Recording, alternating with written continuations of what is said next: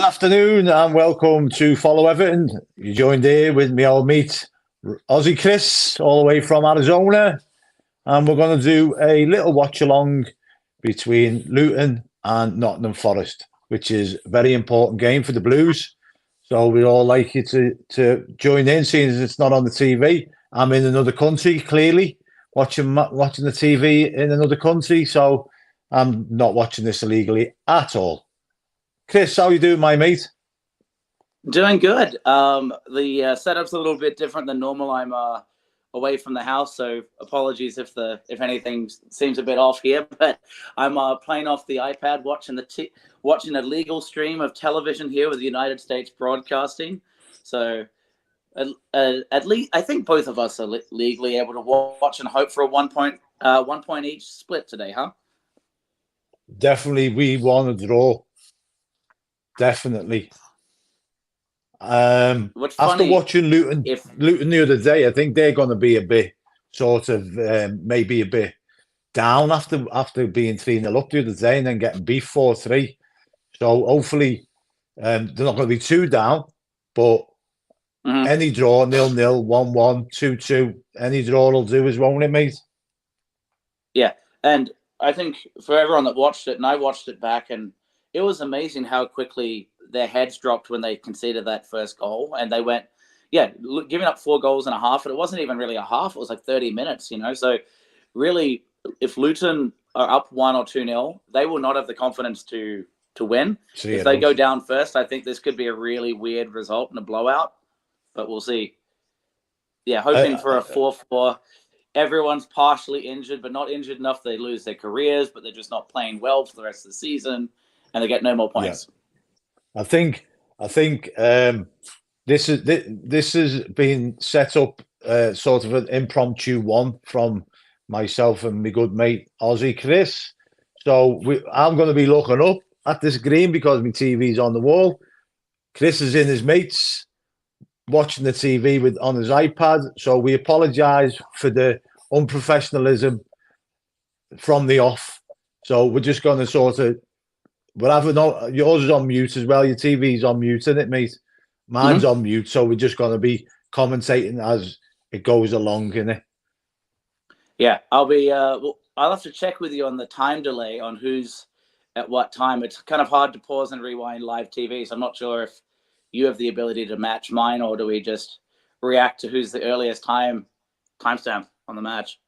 Yeah, well, mine's just froze for a second because obviously, being in a different country, it's like the internet is a bit like the connection sketchy. through a Russian proxy server is a little bit tougher than usual today.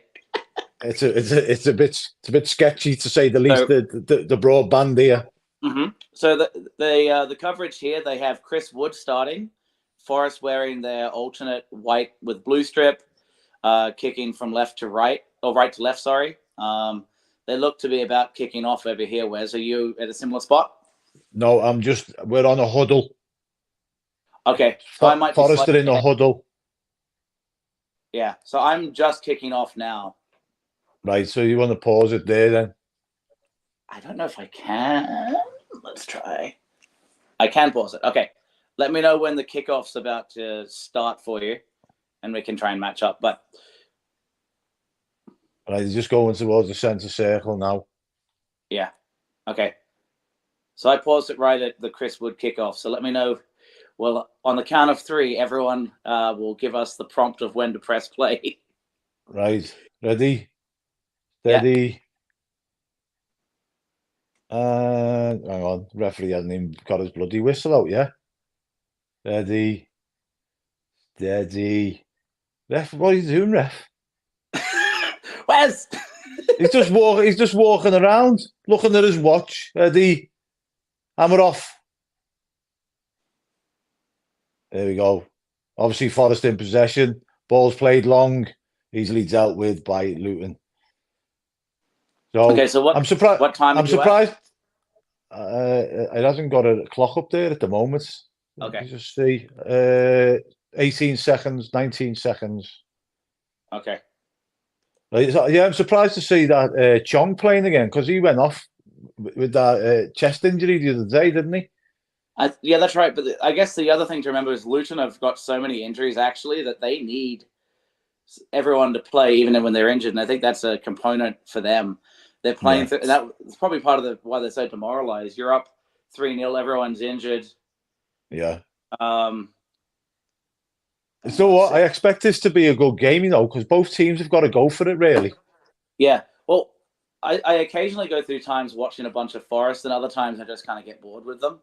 Because last year, like they had all these players, but they felt kind of championship. This year, they were meant to be better, and they've been underwhelming. But occasionally, like early in the season, they had some really good results against like Chelsea away, and they were doing some good counter-attacking. But I haven't watched them under Nuno that much. So I'm at about 140 now. Forest of the ball on the right wing. I'm on 123. Okay, so I'll keep kind of slowing down my clock a little bit to match you. What are you on there? 153 now. Right, just pause it there, then I'll tell you when to unpause it. Because I'm about 15 seconds behind you, which will make a difference because you'll get the goal. You on 153 still?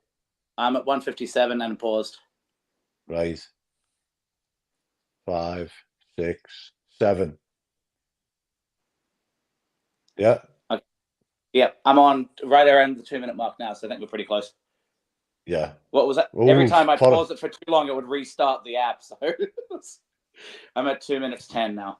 Sorry. Forest nearly got in there with Morgan Gibbs-White. Yeah, Gibbs-White is such an interesting player. I think he'd be classic Everton, where he looks dangerous, but he never scores. Yeah. So Mabsy reckons that we need Luton to win.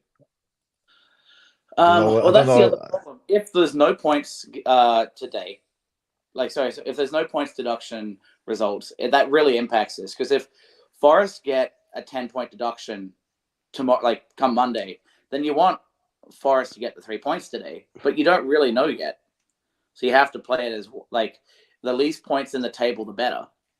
Yeah, but the thing is that Forest is definitely getting the points deduction, but getting the points deduction because they've set a precedent. The Premier League set a precedent, so they can't give us a 6-point deduction for a breach of just under 20 million.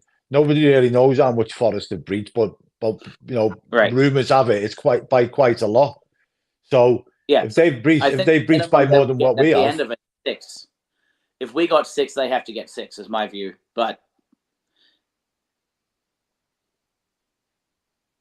who's to know? Bob saying feels like we need a voodoo doll of these teams in and around us just to stay up. Kind of, but we've also got what we all need these is a voodoo teams to doll play. of our players to like give them a jolt of creativity in the final third. Yeah, I think we'll be fine if we have a voodoo doll of Everton. We've got to play all of these teams though. Burnley, Forest, Luton, Bournemouth, Sheffield United. We've got to play all them. So, it's in our hands. If we get maximum points off them, we're staying up regardless. You know what I mean? Yeah. So Forest look like they're coming away here on a counter attack, huh? We're at 4 minutes 15. Oh, yeah. And the strike from that. Okay, well covered. Barkley now on the. Is it Barkley? Morris, Clinton Morris, that's is it? Morris Clinton Morris in the middle to Kong. No, he's going. I like it. I like him. That Clinton Morris. Carlton Morris. Yeah, what's funny is that like whoever would play. Oh, would you? Luton got an injury. Is that Semenya? Looks like one of the defenders. I can't. One of the defenders is down. Oh, is that guy that came on the sub? Number 17 is Mpanzu. Christian Mpanzu. He's the one that came up from all the leagues with them, huh? Yeah, he came on the sub the other day.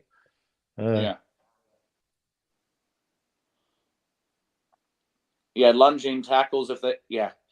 Well, if that's the other thing that's so it's credit to Luton. We unfortunately in a different season you would be so banking on Luton to want to stay up Because you think of how actually threadbare their squad really is and how competitive they've been.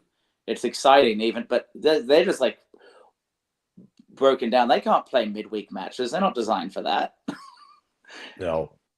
So Steve O there saying, why don't we rely on those hoping teams lose or draw? Because we can't rely on that happening. We've got to be able to. We've got to get ourselves safe by beating them teams that are in and around us. So it's a dangerous game to. It's a dangerous game to rely on other teams winning and losing around you. You've got to win games yourself, isn't it, Chris? Yeah. Well, I don't think either of us want to be watching this match, but we can't control the result here, and we can't control the performance of the Everton squad. That's up to Dice, their players, and maybe the home fans or the away crowd supporting them with good forward play or what have you. But it's outside of our hands as fans, and all we know is both watching these matches and hoping for a result and hoping for 3 points for Everton are the two ways for us to stay up. And point deduction nonsense. So I agree with Steve-O. It is in our hands, but right now we can hardly get a point. So it's like, can they both just lose today? And that's not allowed. Because that's how poor we are, that we can't even. A draw is unacceptable because we're proud of a draw. Yeah. The Blues are saying that playing these teams around us doesn't fill him with confidence, and that he's dreading them games. But if the fans are feeling like that, then imagine what the players are feeling like. The players, hopefully, going away to Portugal, and we've all heard what's happened in Portugal, and I think it's probably a bit of Sutton and Nottingham. Yeah, I think it's a bit of Sutton and Nottingham, me. You know what I mean? So, but the fans are anxious about them teams. That rubs off onto the team. So we need to get the full backing of the fans like we did when we got the 10-point deduction. So Luton are on the break. Exactly right. Luton. That was a shot from Luton. Oh, that was a good strike. He got a pretty solid left-footed shot. Left-footed shot from just inside the box from Ross Barkley. Well saved by the keeper. Yeah, it wasn't far enough to the bottom corner to be that difficult. No, he's done well to get a shot off, and then the keeper saved it well. Yeah, it's about as good as Beto's penalty, except he was further out, so it was a better strike. Yeah. So and Panzu's back running around just fine for right now. They're at 8 minutes 30 on the right wing. Forgetting what the name of their right wing back is, but they're cutting into the middle, going via Morris back to Barkley. Is that Ogbenny? Is that Ogbenny? Is it? Might be Ogbenny on the right, and then Doughty, although he is an excellent deliverer of the ball, he is very sloppy in possession. He was being responsible for a few goals through bad passbacks, and he was right there to cross it and lost his footing to release it. But because he's been getting a lot of assists for them this season off that left wing back spot, huh? The Alfie Doughty. So, here it goes again. Peter Duggan say, we're not winning games when the manager keeps picking strikers who have no composure in the box. Might as well play Dobbin and Chimiti and see if they have better composure than DCL and Beto. I mean, you can't disagree with that, but with the predicament you're in, you're putting the manager, you're asking the manager to put his faith in untested and untried forwards, really, aren't you? There was an interesting Talk Sports segment where I think, what's his name again? The pompous fellow that speaks well. Oh, Simon Jordan. Simon Jordan, yeah. Jim White's not as pompous, but still is. But that guy, he was talking about how when Sheffield were getting pantsed to like 5-0 at halftime, how he took off the experienced guys and put on the kids. And then it was like, what are you really doing to help the confidence of these kids if you're just putting them in a bad situation? Yes, as long as you don't take away all of their their enthusiasm, and they're just like hit a brick wall and now they lose all confidence and they never develop. So there's that tough thing of, do you put out it's a fine line. The failure? Yeah. Also, Burnley up here up 1-0 against Brentford. Let me pull up what happened there. Looks like Brentford are already down to 10 men. Are they? Yeah, that's what I'm so looking. Yeah.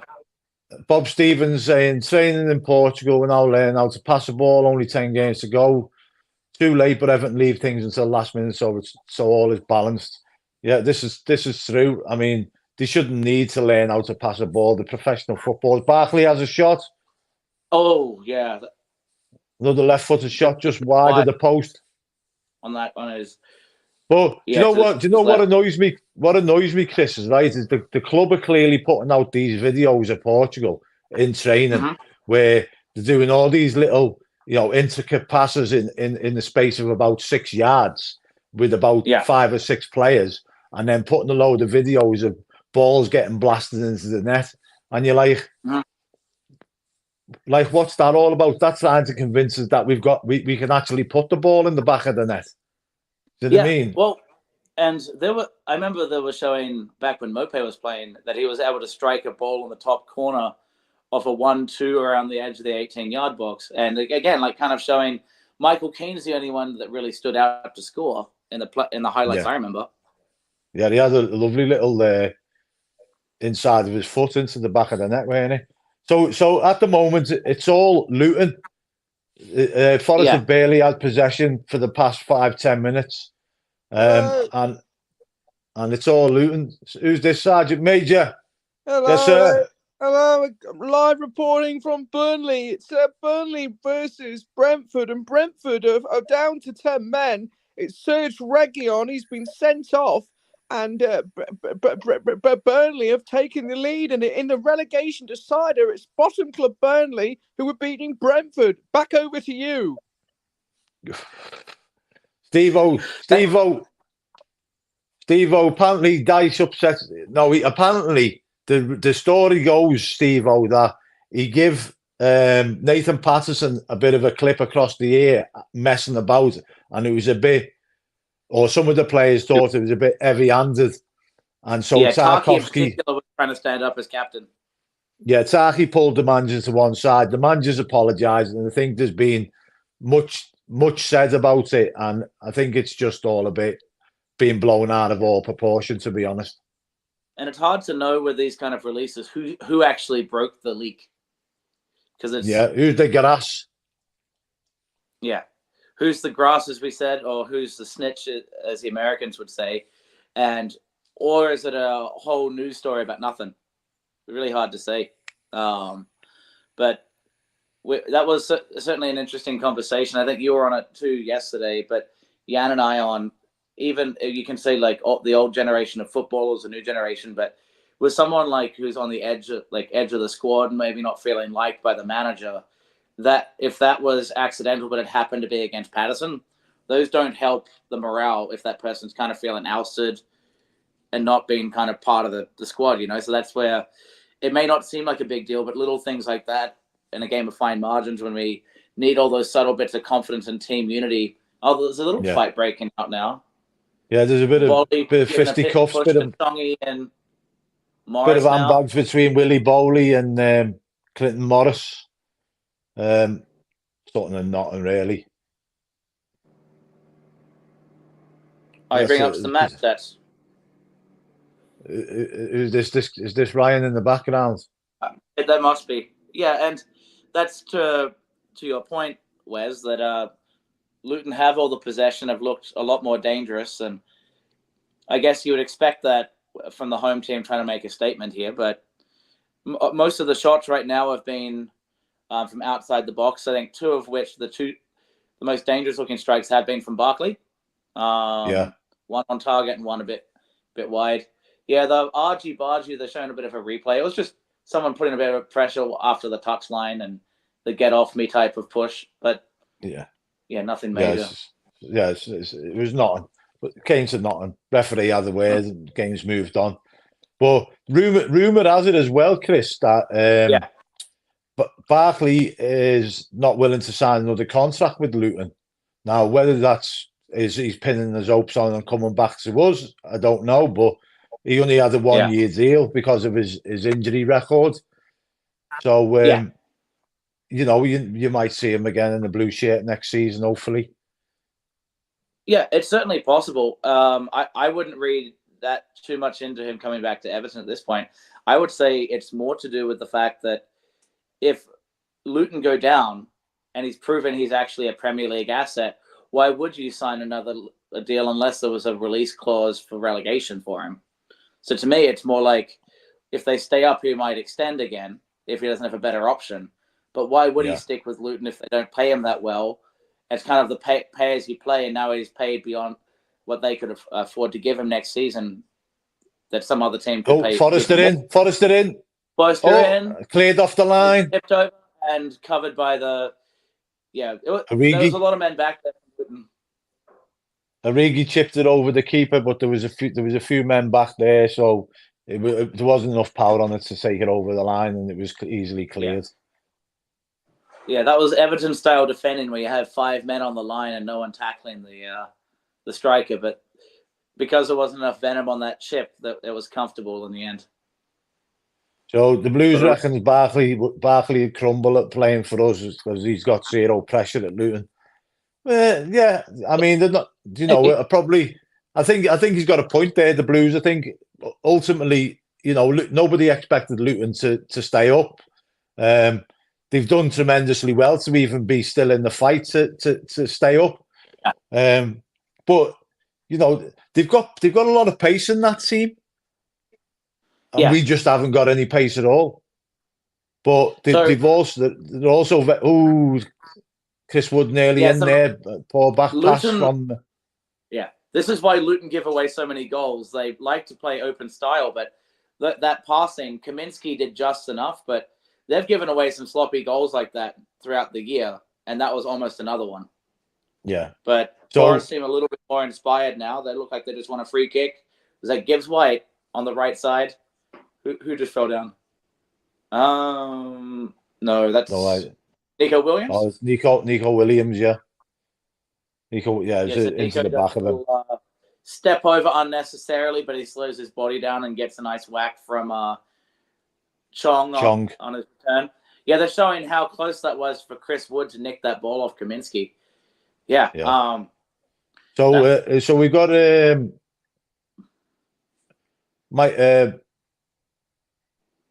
Michael James here saying Barkley will be great for us as a central attacking midfielder. He was great for us, scored assists, don't know. But the negative feel is over, him leaving on the cheap. But it was years ago. He's probably playing now with the best football of his career at Luton, and free header from Willy Bowley. Someone's going to score here real soon, and I think it's Forest. You're talking Barkley though. Yeah, so the thing though, and it's the same for James Garner. Both of them are a lot better starting deep and charging into the box. So I wouldn't call him a central attacking midfielder by the way he plays, or he just has to start really deep for his charging runs. Because I think he does play deeper. Like if we do sell Onana, and then you have 2 kind of box to boxes, and James Garner knows how to play a little bit more defensive, but he can learn how to be that breaking through the lines player that he sometimes shows because Barkley is right next to him. That could be a really interesting midfield pairing of 2 players, Yeah. So Forest are growing into the game now. They're more on the front foot. Great run down the wing. Distribution was poor. Is that from this distance? It's hard to tell if it's Barkley or Carlton Morris. They've got the same buzz cuts. Till they zoom in. Looks like Sangare gave him a foul. The Blues reckons Barkley's one of the worst players off the ball. He does his fair share of defending for Luton. To be fair to him, maybe he's playing for a contract at Everton. Why he's playing so well? Okay, out on the right wing right now and across to the back post, a bit overhit and covered. Yeah, Josh Hugh. It's 0-0, mate. 0-0. It was all Luton for the first 10 minutes. Forest have started to grow into the game and started to create opportunities for themselves. But Barkley's had a couple of left-footed shots. which the keeper one went wide and the keeper saved one. And that, like I say, Forest are now starting to grow into the game more. Yeah, they're getting more of the ball, but honestly, I think a big part of it is how, like, Luton are. They try to take on the game. It reminded me a bit of like Blackpool, not just the orange shirts, but like they try to take on the game, playing really open and taking risks. And the last 10 minutes have felt a lot more risk taking. They're not playing it safe, Luton, and they're almost giving the ball away a few times, and that's giving a lot of turnover opportunities. That shouldn't be a penalty shout. No, it was. I think he didn't claim. He didn't claim for it. He didn't claim for it. To be fair to him, the referees give it a goal kick. Sangare just gives him a bit of hip contact, but that's like touches him on the hip, gets the ball, and he just falls over. And he looks up, but he realizes there's no call there. Yeah, there's no penalty. Across the back post and covered again. Yeah, I wonder what's SofaScore saying for some of the ratings of these players at the moment. Let's see. So Peter Duggan saying, this is what I was saying before in the group chat about, in hindsight, Ellis Sims now scored 14 goals for Coventry this season. Scored two hat-tricks. Probably should have had a hat-trick today, and it would have been 3 hat-tricks in 5 games. But it's all hindsight, you know what I mean? But at the same time, we the Championship level isn't as good as the Premier League level, but he's come up against a Premier League team today, and for me, he was probably the man of the match, apart from that sitter that he missed. Do you know what I mean? But it happens. It happens to strikers. At least he kept on going. He got himself 2 goals and an assist. So, what was the final score today? I know you said Wolves got knocked out by Coventry. Was that like 2-0 in the end? 3-0? What was the... No, 3-2. 3-2. So Wolves, Coventry went 1-0 up. And Wolves equalised. And then Wolves scored the second goal in injury time, 94th or 95th minute. And then Coventry equalised, Ellis Sims again. And then literally about a minute and a half later went up the pitch and scored the winner. Ellis Sims with a layoff for a lovely goal. Yeah, the other thing to remember is results and if we trade DCL to Coventry and keep Ellis Sims, would Ellis Sims, with all the variables that have gone on this season, pressure, lack of delivery, the pressure and expectation of Goodison, would he actually have done more than DCL? It sounds like, yeah, sure, but those are some of the variables that are hard to say. Maybe there was less pressure at Coventry for him to build momentum. Maybe he had easier, less good quality defenders marking him, and all of a sudden you can get momentum because you get a few goals behind you. And momentum, like Ellis Sims, he got the 1 goal for us last season against Chelsea, I think, right? And he was great at that period, but he didn't convert his opportunities. Granted, like we threw him against United, and it was like just scored against Chelsea though. Scored the winner against Chelsea. No, equaliser in the pink. When he's wearing the equaliser. Yeah. So he got that one when he had that moment where he had more pace than. It was like what was it? It was like the older centre half that they brought back and then got rid of real quick. But anyway, the black fella won it. Yeah, the bald guy. He had like 2 really good strikes early in the year, and then he just looked really leggy, and Sims outran him on that one. But yeah, there was a lot of players going through Chelsea in the last few years, and it's just a headache trying to remember who was who. I remember. Yeah. Bob Stevens saying he's playing devil's advocate. Why would Barkley want to come to Everton for the relegation fight? Because that's his that's his team, innit? You know what I mean? But I don't think that if we stay up this season, I don't think we're going to be in that predicament again next season. I think we're going to be more comfortable next season. And I think with Barkley in the team, I think if he carries on playing the way he's playing, people are saying he should be in the England team ahead of some of the other players and based on his performances this season, you can see why that's an argument. But if you said, is he better than Declan Rice, Jude Bellingham in the middle? No. And then you've got of course not. But there's other players that have got into that team. Yeah, that probably shouldn't be in that team. Yeah, miles better than Henderson. Yeah. So, yeah. Yeah, is Henderson the new Ashley Young? Yeah. Just for the. Yeah. So we're just for those. We're not doing the ticker at the bottom. It's still 0-0 at 26 minutes. It's kind of become quite sloppy and not break a lot of there's a lot play of in that middle third of the pitch. Luton a little bit more comfortable and holding more possession again, but nothing really to highlight. Yeah, it's becoming very scrappy, isn't it? Yeah, actually not that dissimilar to the second half for Everton against United. Just slightly more energy about it. Well, Benny's in down the right. Great cross to nobody. Falls to Chong on the edge of the area. Is that Mpanzu there? We're going out wide to the right, and Mpanzu was checking if his shoelaces were tied and didn't see the football. So throw into Forest. So there's rumours going around that the decision about 777 is coming next week.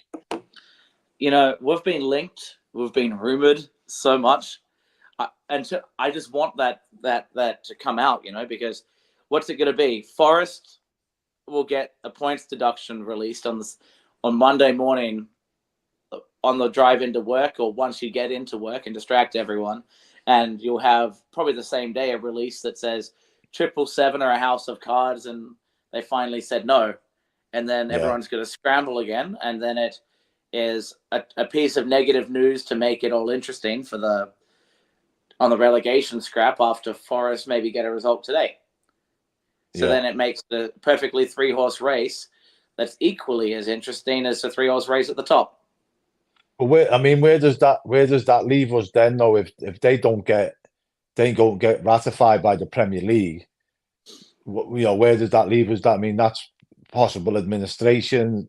Yeah, and another 9-point deduction, which probably realistically sends us down if we get another 9-point deduction. Mm-hmm. Because 777 will stop funding immediately. But what I don't know is how much, for someone in Mashiri's position, he's not spending money, but he knows he doesn't have to. But from a professional brand standpoint, if he decides to go make his team go bankrupt, it's a bad look while he's trying to hold place. So maybe he forks out just enough, so Farhad doesn't lose his professional reputation while he finds the new person to come in. Because I imagine part of the problem right now is all these people that are linked as interested buyers are all waiting for 777 to F off, or get out of the way, because they've got exclusivity anyway. Looking on goal. Oh, Forrester in. By the way, free kick on the edge of the box for Forest. Was that Gibbs White there? It yellow card. And that was at is that not the centre back who's been playing pretty poor for them? Let me check who that is. The number 12.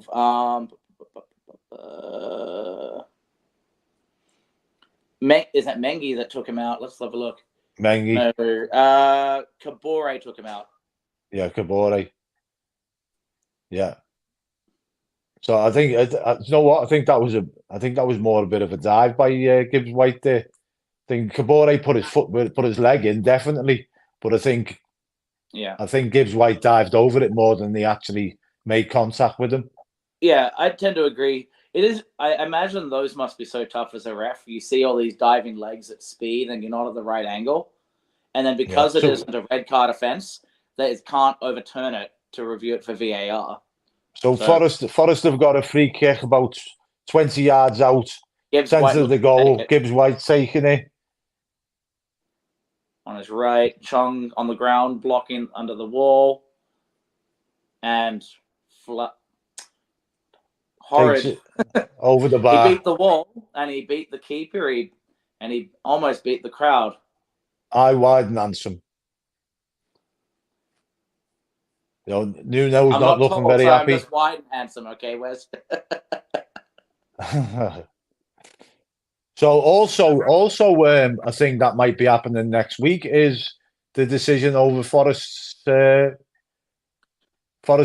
breach. Yeah, that's what I was thinking. It would be fitting that they time the breach detail with the Everton 777 stuff, so that way there's two negative stories, but they won't release them at the exact same time. I think it'll be throughout the week because they might Forest are in on Gibbs goal. White's in. Yeah, I think this is a goal. Oh, that was well blocked by Doughty. Origi. Oh, off the line. No, that was Burke. Burke off the line. Off the line from Forest. Yeah, Origi had a shot on goal, blocked on the line by Burke. That was really well defended because Burke is one of those. Where does he play? So Becky's saying it's saying Burnley's 0-0. Was that goal ruled out, Chris? Burnley's goal. On the TV here, it does not say that. On SofaScore, it still says 1-0 as well. The person who scored that for them was Brun Larsen. Looks like a penalty. And Sergio Reguilon was the one off. Yeah. So he must have got a penalty and he was sent off, was he? Yeah. And I what a bad time to choose him for fantasy football for the week. I copped 4 points to bring him in because he was fit from his hamstring injury and he got red carded immediately and gave him away a penalty. So Becky's saying that on the scroll? It hasn't been changed on the scroll. It must have been Ryan. That's you didn't do the ticker, did you? No, because I don't have. I'm not logged in properly. I guess. So Ryan must have done that behind the scenes. Yeah. So yeah, we're at just about 33 minutes. It's a free kick in the defensive half of Forest. It is Luton 0, Forest 0. The result, I guess, we're all hoping for today. Yeah, I mean, there's both teams have had shots on goal. Both teams have had chances. But I can't see it staying goalless, I'll be honest with you. No. But 0-0 would be a bit like when ideal. I said when we go to like Brighton and it's like a 4-4 draw or something, when you kind of sometimes it's there's a goal. There's a goal. Forest 1-0 up, Chris Wood. Yeah. And he's pointing in his ear that he's hearing the noise. I don't know. 1-0 to Forest, Stuart. Just scored as you come on, mate. Chris Wood. Crossing from the... You're slightly ahead of me again, Chris. Yeah, I'm going to try and keep... It might be only by a couple of seconds or a second. Yeah. I'm... if I pause for too long, it tries to reset and go live.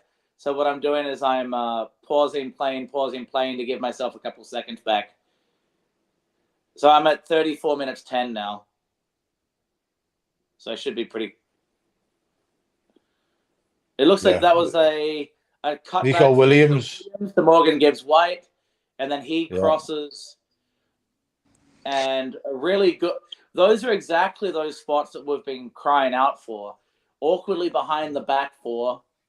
Yeah, good finish that by Chris Wood. And yeah, because we give Chris Wood a lot of crap that he's not that great. Maybe he isn't, but occasionally he knows where to put himself. And you shouldn't like him. He's from New Zealand. Yeah, just because you're from a country doesn't make them good. You shouldn't like him. Aussies and New Zealanders don't like each other, do you? Well, it's a terrific goal. It's a terrific goal. Absolutely fantastic from that brilliant striker, Chris Wood. He was terrible at that Newcastle, but, that's a fantastic finish. My boy Peter Crouch and Nico Cranshaw would be proud of that cross and that finish. And it's Luton 0, Brentford. Sorry, not Brentford. It's Nottingham Forest. Is Forest this Ari Redknapp? No, it's the testicle team. Testicle team in the background. Well, I think, it's a terrific goal, and, that's the sort of ball Everton fans have been crying out for all season, right in behind the back line, and there he is, big Chris Wood, nodding at him with his massive head. Well, that wasn't his head, it was his outside of the right boot there, technical team.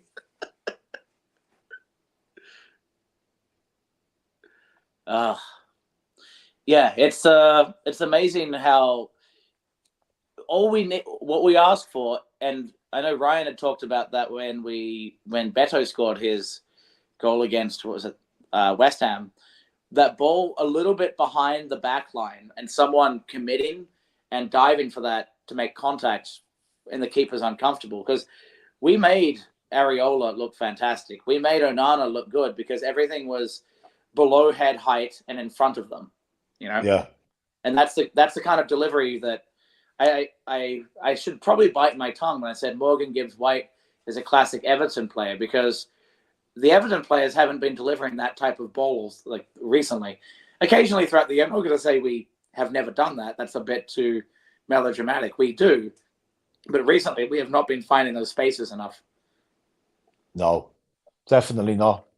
So Forest now have taken command of this game. Luton being sucker punched a bit. Like they sort of, I think they're a bit shell shocked.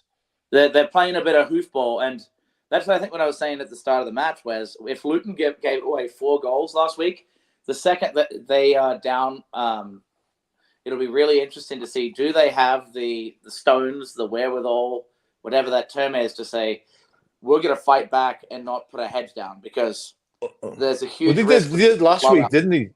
They come from behind last week to draw, so it's not beyond them. You're talking last weekend. Oh yeah, the 1-1 result. Yeah, sorry, I was thinking Luton drew 1-1. Yeah, late equaliser to 1-1. Yeah, that what's his name? Corley Woodrow. Charlie Woodrow. Yeah, Charlie Winrow. It's a good one. Yeah, and I imagine this is going to be a very sloppy 10 minutes of play here. Luton are not holding the ball at all. They're just playing hoofball and defending when they're the home side. So I think really the only way for Luton to get back into this is hold the fort until half time and reset, I think. So we'll see if that plays out. Nico Williams is being a menace on that right side. Doughty is not handling him as the left wing back at all. Yeah. So Brentford got Prince Rupert saying there Brentford got a red card after 9 minutes. Yeah, that was the thing is, like, the thing is, right?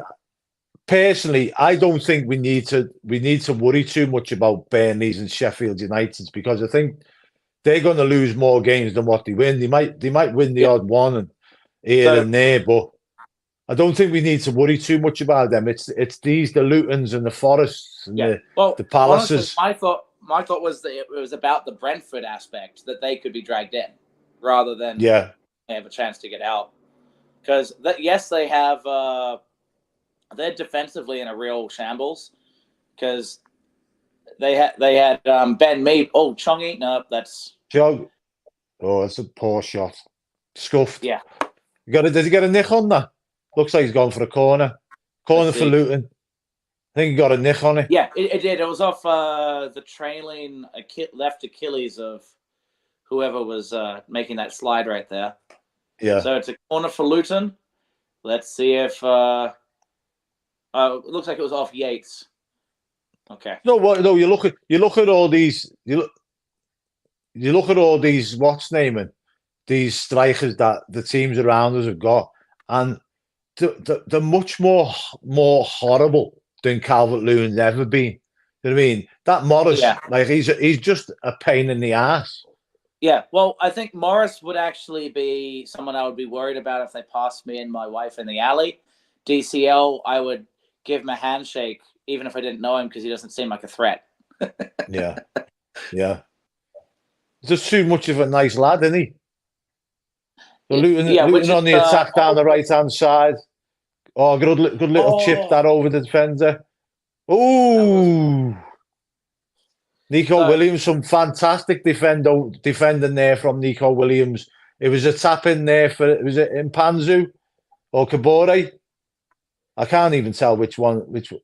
No, it was neither of them. Let's see. Oh no, it was Barkley, I think, wasn't it? Was it Barkley? Was the one that did the cross. Yeah, Mpanzu. Was it Barkley? No, it wasn't. Let me see. It wasn't. Mpanzu crossed it, and it was nearly brought in by. Oh, it says 1-1. Mengi. Let's do a dance. I think Sid already put that up. Sid, where are you watching it, mate? I mean, I'm in Jamaica. Do you know what I mean? So I thought Sid's in Estonia. No. Hang on, what's happened here? Has it been disallowed? I'm not sure, but they're certainly talking with Carlton Morris. I think he's handballed it.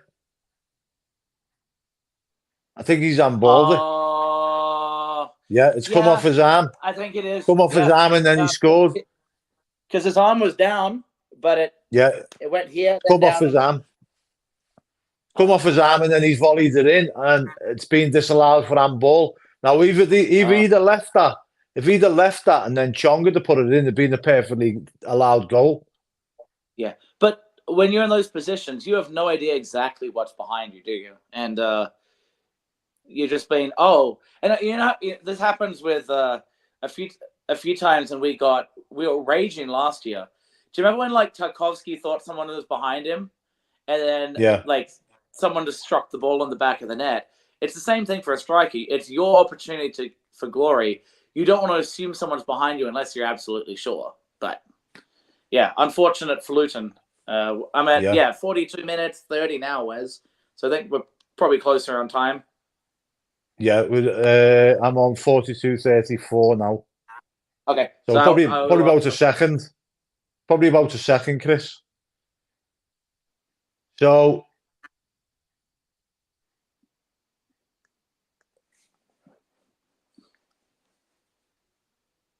where are we? So there's a free kick though at 42:58 for me. Alfie Doughty going to be taking it for Luton on the left side. 2 hands for back post and overhit pretty badly. Yeah, that was poor. That was a poor free kick for him.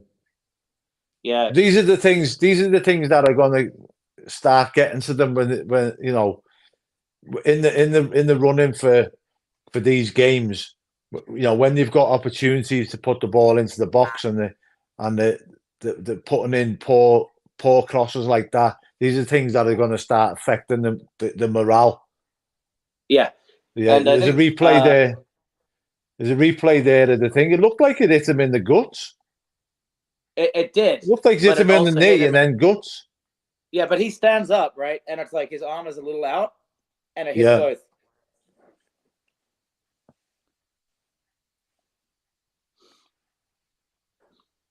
Looks like another counterattack via Gibbs White in the middle. Chipped over and in that awkward spot, taken out to the right wing of Luton for a throw-in. Ryan's in the background there. Ryan's in the background there putting these comments up. So yes, so if you click join and to be a VIP and support us, we have 0 on the stream currently. Wasn't Becky at wasn't Becky before. A VIP? Sure, Becky's a VIP. Becky was. I don't know if she's on the stream right now, but she certainly was, Ryan. But yeah, to that point, having so you get a little icon on the side of your name, and and any comments are prioritized in the stream. If you become a VIP member, We've got over 200 watching across all platforms, so thank you all. We're all interested in what's going on here. Is that your breakfast just turns up, Chris? Oh, one of my friends is doing some sound prompts in the back. He's wanting me to talk about prompts for laughter and commenting on different ball sports. So I kept myself together pretty well there. We had a local correspondent here from Tucson asking about which type of ball. It's the round type, not the egg-shaped round type.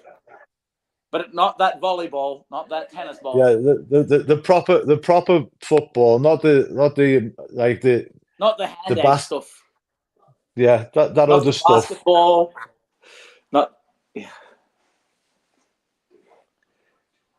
The soccer. The soccer ball. Soccer. Scores a touchdown in the 18-yard box. Wait, how's that? You have to be past in the 18-yard box. Amazing.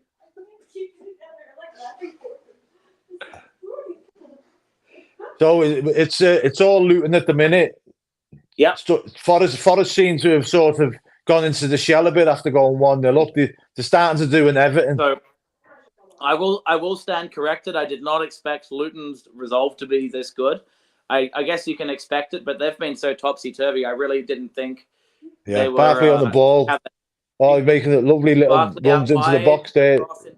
Cut back to Barkley. Back to Barkley. Oh. Barkley tries a little chip into the box. Cleared by Forest. But it's all Luton. Yeah. If only Everton weren't in a relegation scrap, I'd be really enjoying this. Huh? What are you having there? What are you scoffing there? Luton into the box again. Oh, poor touch. I'm for the goal kick. My mate's coffee using a Mandalorian mug. Oof. Not often you hear that on Follow Everton.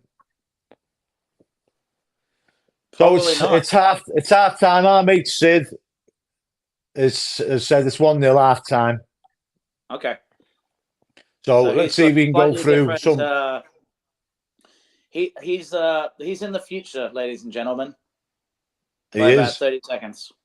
He's Marty McFly.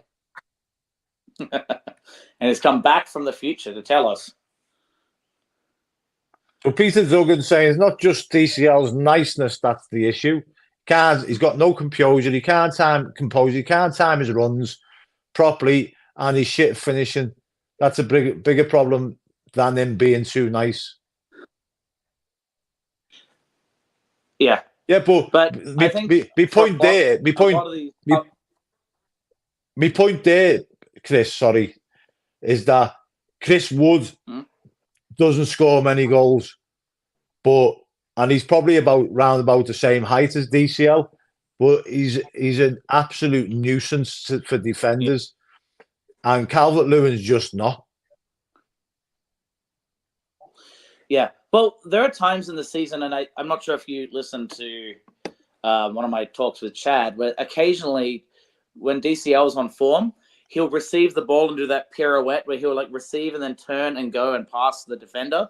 And when he's doing that kind of stuff with his feet and kind of crossing, tucking behind himself, and the defenders are not sure where he is, that's when we have a DCL that's menacing.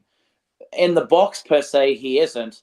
He's got there's an amazing ability to have good hang time, a bit where he can back and else is to the ground and he stays up high and he can win headers.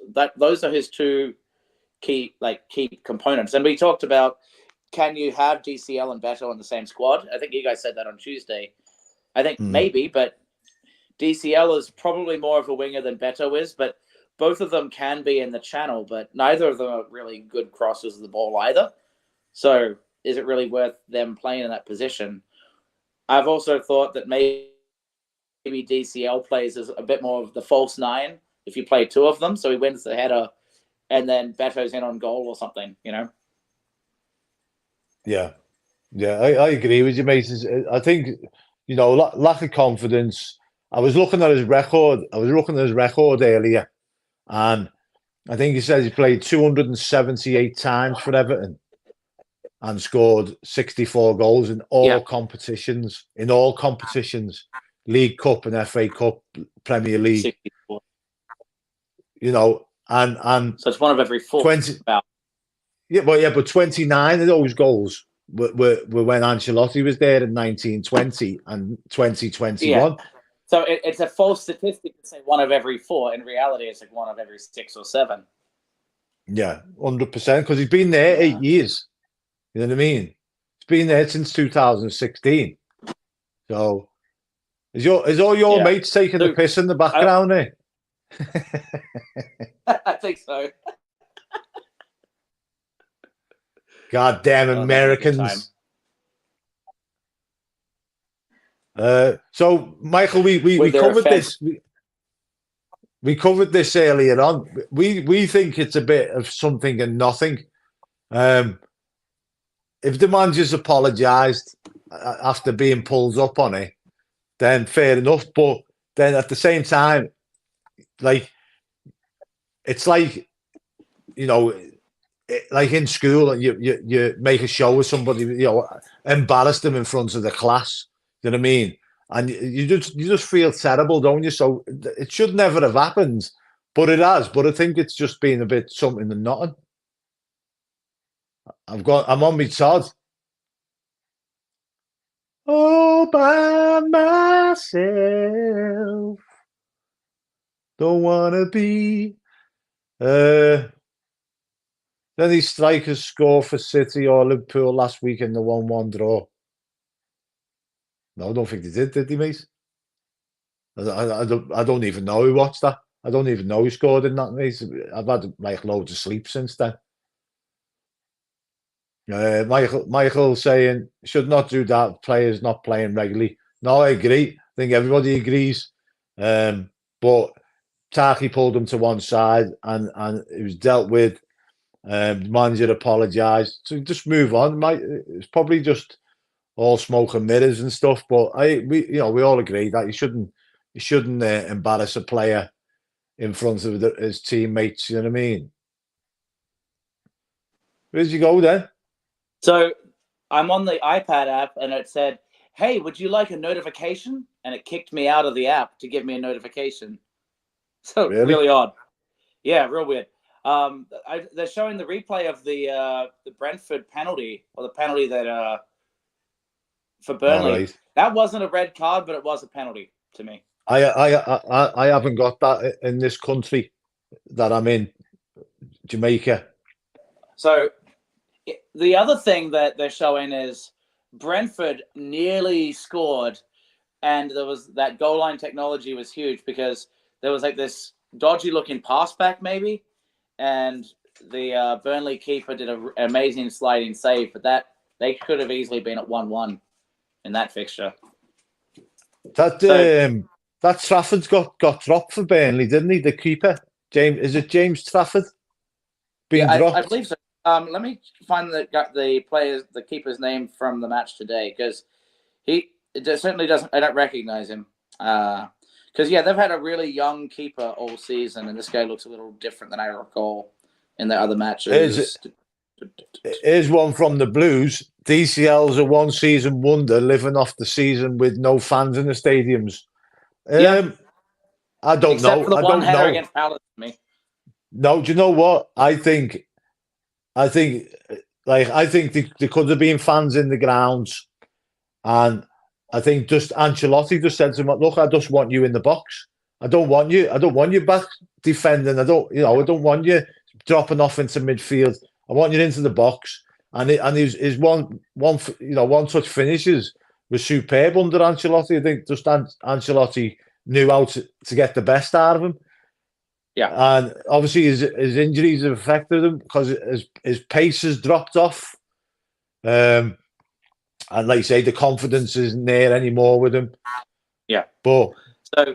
Okay. So a one-season wonder, and potentially it had absolutely nothing to do with no fans.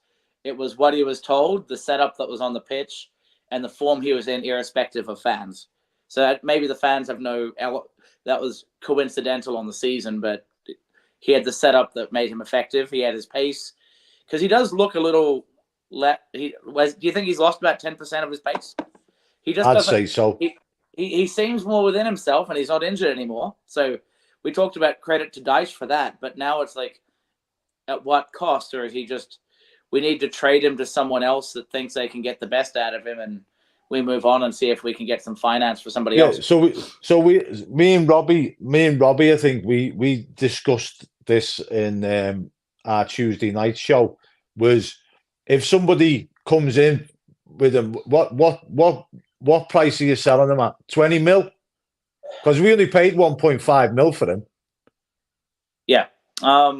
In this market and how well he's proven himself, I think 20 mil is, if we see that, we move him. Because that's not a whole lot in today's market. It seems like everything's about double what it used to be. But right now, he's not proved. Someone thinks they could get something out of him, so maybe you can negotiate 30. But no one's really taking that on a person who's had injury concerns, now seems out of form, doesn't seem to be the player he used to be. He's got some Premier League prestige, but what's he now, 28, 29? I think it's his birthday today, you know. I'm sure it's his birthday today. I think I've seen something on Twitter, or X, formerly Twitter, that it was his birthday today. By the way, just to let you know, it's my birthday tomorrow. 21 again. Paddy's Day, St. Patrick's Day. Back to the future there, Wes. Yeah, Back to the Future, mate. I'm Marty McFly now. Back to the future for you. Okay. So Stu Disbury's just pulled up. Sofa scored. DCL is 27. 27. Is his birthday today? I'm not sure. So maybe if I check the app in a little bit, he'll be 28, right. But it said 27. So Stu Disbury there has just pulled up something that I brought up against Brighton. I don't know whether this is what he was talking about when we played Brighton, when they went up the other end and scored. But he had two corners that I remember and hit the first man both times, and then they went up. Was it Brighton or was it the last game? Or, no, West Ham, was it? West Ham. Yeah, West Ham. Yeah. So do you remember when we were down 2-1? We have a corner in extra time. They let him retake it. He takes it again, and then he gives the ball away, and then Alvarez scores 3-1 to give away the point.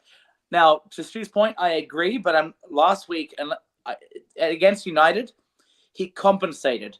He went back post, but he went so far back post he missed Tarkowski a lot. So he tried to do something different, which I appreciated that I'd rather it back post than front post, but he still wasn't hitting it in the right area enough. But he was trying to make the adjustment, but it wasn't good enough still against United. But Stu's right, at West Ham in particular, I was fuming throughout that match on the watch along. Like, give it to the back post, give someone the option, like what we were talking about with the goal from Chris Wood. That wasn't exactly back post, but it was behind the defender enough to make them have to change perception, look around, and make the keeper uncomfortable. None of this Onana or Areola can just kind of dive forward, and that's the easy stuff for a keeper. It's that weird peripheral vision, flick over the top, you don't know who's behind you type of crosses that you want to do. Like when Tarkowski was getting all the goals last year against Arsenal and a few others where it was all back post magic like that. We need to get back to those type of deliveries. Yeah, I mean, we've had so many players in the team that have all hit a bad. We had the run of 4 games on the bounce where we was in good form, and now we've got so many players within the team who have, had a loss of form, slumping. So is this breakaway in Portugal? Is that gonna affect the team performance, or is it just like, a reward for being mediocre or less than mediocre? I don't think it should be a reward, and I doubt the players will feel like it. The second they go back to, if you're a player and playing that poorly, I don't think anyone in their right mind as a player would actually feel that they deserved it. But they also feel embarrassed that they're going. But it was absolutely necessary that either you get rid of Dyche, you can't sack the players midweek or mid-season. So how do you change things up? A week away just to try and reset the mind. I feel like that's one of the only ways to do it. If you decided to say they don't deserve it, they should kind of felt like they're doing more punishment. They shouldn't be allowed to go to Portugal. Yeah, but does that actually does carrot or stick actually help with this set of players, and what actually gets results? We'll find out. Yeah. I think Portugal was probably the right something local. It wasn't like, hey, we're going to the Bahamas on a beach. They're just going to a slightly different training facility. Thanks, Becky. Becky's joined the VIP club. Look at them. You know that? That's awesome. Hey. See that? You didn't even get fireworks, Becky. She's VIP again, look. VIP again. Thanks very much, Becky. It all helps. It all goes towards the Christmas piss. I mean, the streaming fund. You know, but the American correspondent piss up might get a little bit difficult to coordinate. I'll have to go to Ohio and hang out with Chad. we can FaceTime piss ups. You and Chad can be in the bar in Ohio, and we'll all be in town in Liverpool. We'll all raise a glass to each other. Yeah. As long as you guys don't decide to do a 1 p.m. kickoff, let's say, because that's when it gets tough for me. I'm like 5 a.m. over here is a bit early.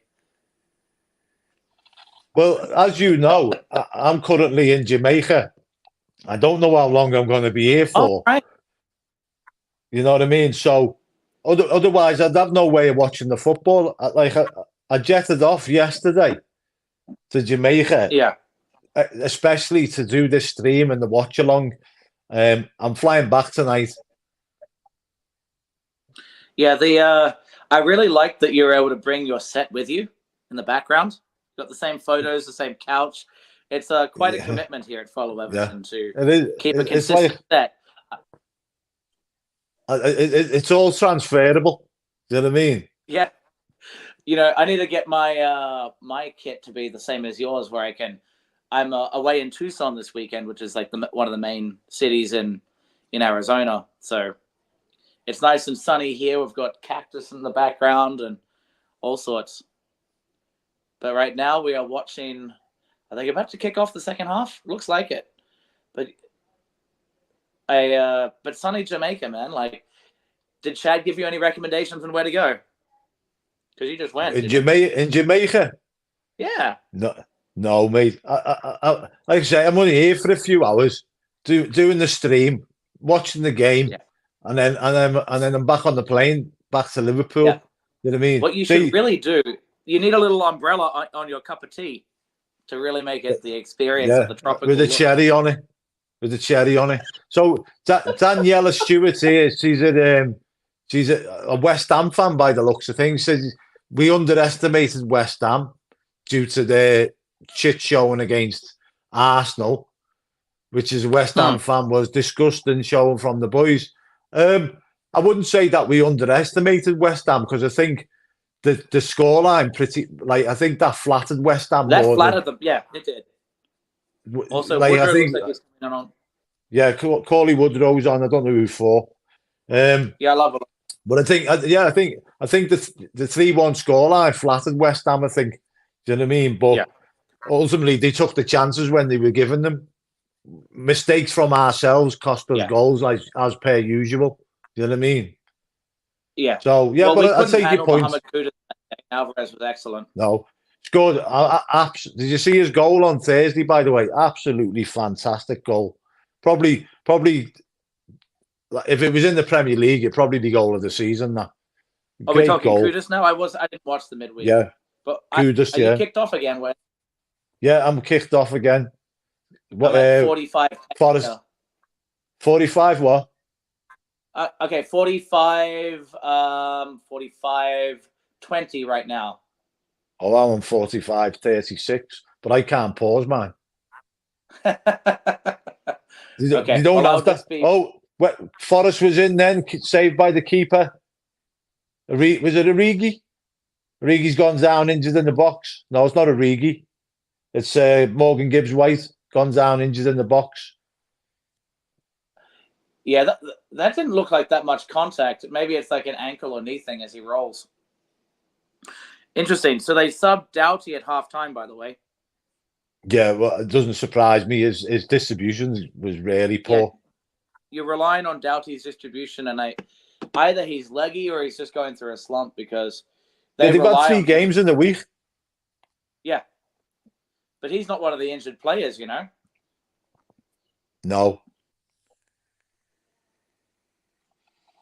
But that's a Gibbs-White injury. Yeah. This is interesting. It looks so the Blues is saying that he'll never forgive Ten Hag for not letting Kudus join Everton. It could have been so.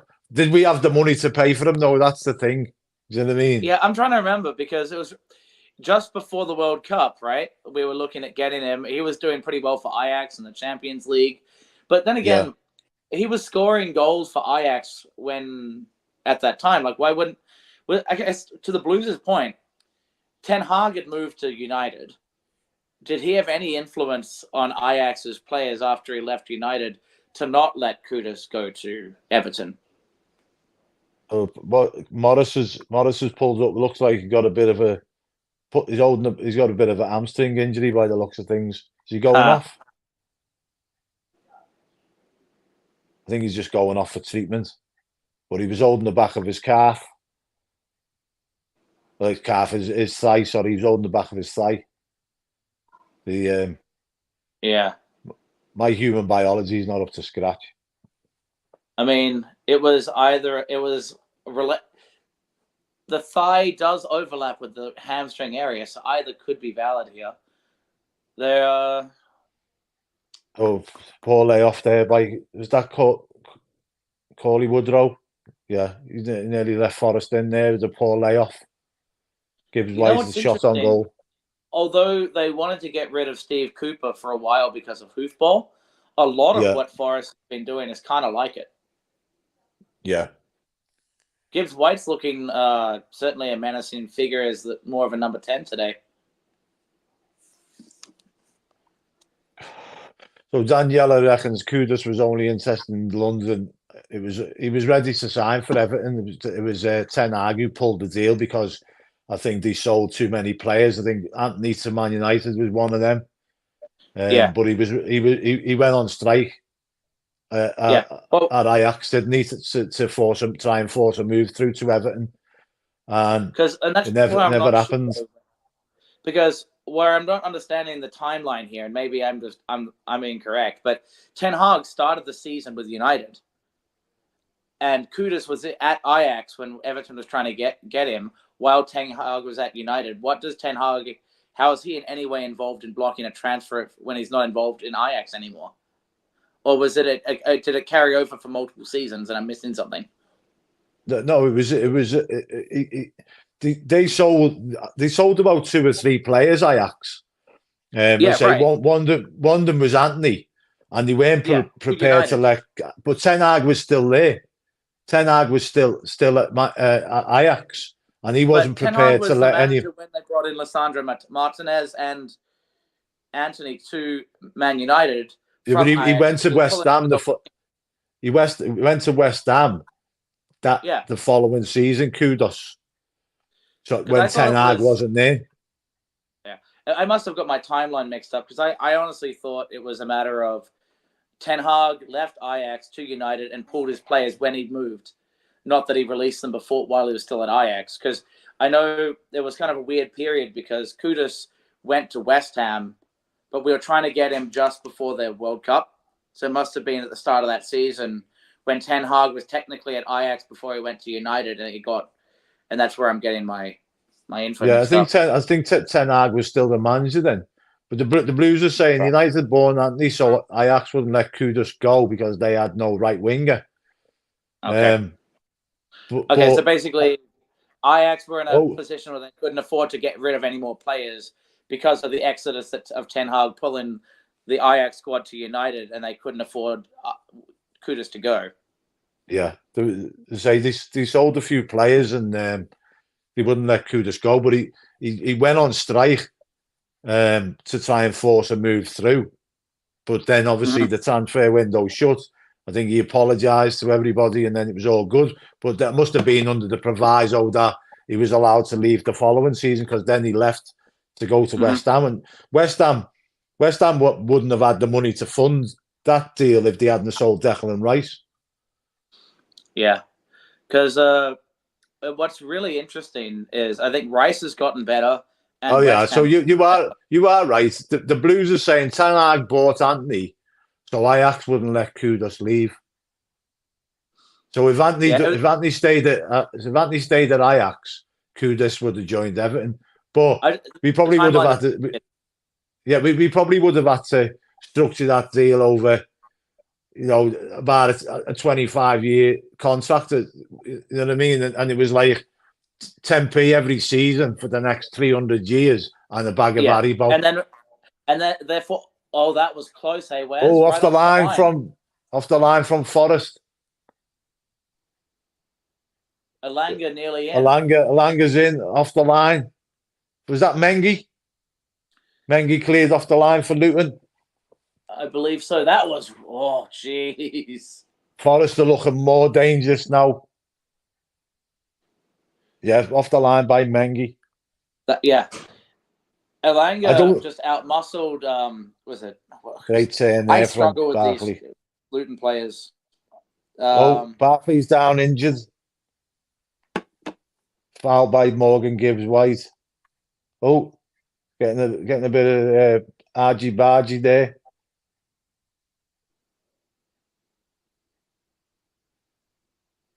So Morgan Gibbs White just fouled Ross Barkley. Ross Barkley's taking big chances there. He's trying to dribble it out of his own box. And he did well initially, and then Gibbs White fouled him. Yeah. Now, when we talk about if he did move to Everton, if he did this and someone tackled him and they got the ball back and then they scored against Barkley, how long until the Goodison faithful decide Barkley's rubbish, get rid of him, and they don't want him on the pitch? A bit like Idrissa Gana gave with those back passes last season, I imagine it would be a very similar kind of energy if Barkley, if anything doesn't go to plan, if Barkley came back to us. It was Kudus that went on strike, Daniela. I think you're getting your wires crossed there, kid. Kudus definitely went on strike. Well, Willie Gnonto also went on strike. Anytime there's a winger of interest, they seem to have a hissy fit to try and leave. Yeah. So Bob's asking about this Patterson thing again. So I don't think anything was said, and I think he gave him a clip on the side of the head or the back of the head, which the players and the Patterson thought it was a bit harder than what it should have been. So Tarkovsky pulled the manager to one side, explained, probably said, you've embarrassed the lad there. Dyche's apologised, and as far as we know, it's all water under the bridge. But it doesn't look good when it's supposed to be, like people are saying, it's supposed to be a team building exercise. You know what I mean? Looks like there's an injury here for a Luton player. It looks pretty bad. He's on the touchline. Can't see who it is. Do you see the Luton fan trying to whack Maria? That when a Luton fan's trying to hit the Forest players who are trying to look after their.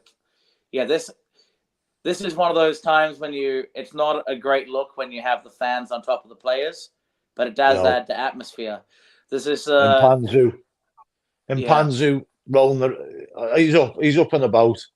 Yeah. But it looked like worse than what it was. there's a Luton fan in this like orange hoodie or orange sweatshirt, basically taking swipes at the Forest fans to say get off him.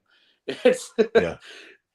I mean, it adds to the atmosphere having them this close, and I know that's what we love about Goodison too. The touchline space isn't something like the West Ham Olympic Track Stadium, but when it gets that close, you really don't want fans to be able to make contact with players like that.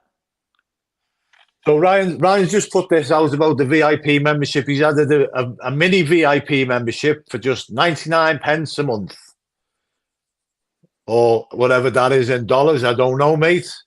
You know what I mean? In Aussie dollars, it's probably about $1.90 or something, isn't it? Yeah, I think it's about a 2-to-1 in. Well, at the moment, the US dollar is almost a 2-to-1 to Australian dollars. I'm not sure with British anymore. So like Ryan said, we're now in 1080p, so you can see our ugly mugs even clearer. Mm-hmm. So for 10 quid and 80p, that's a lot of pence. Those 1080. It is. Both on.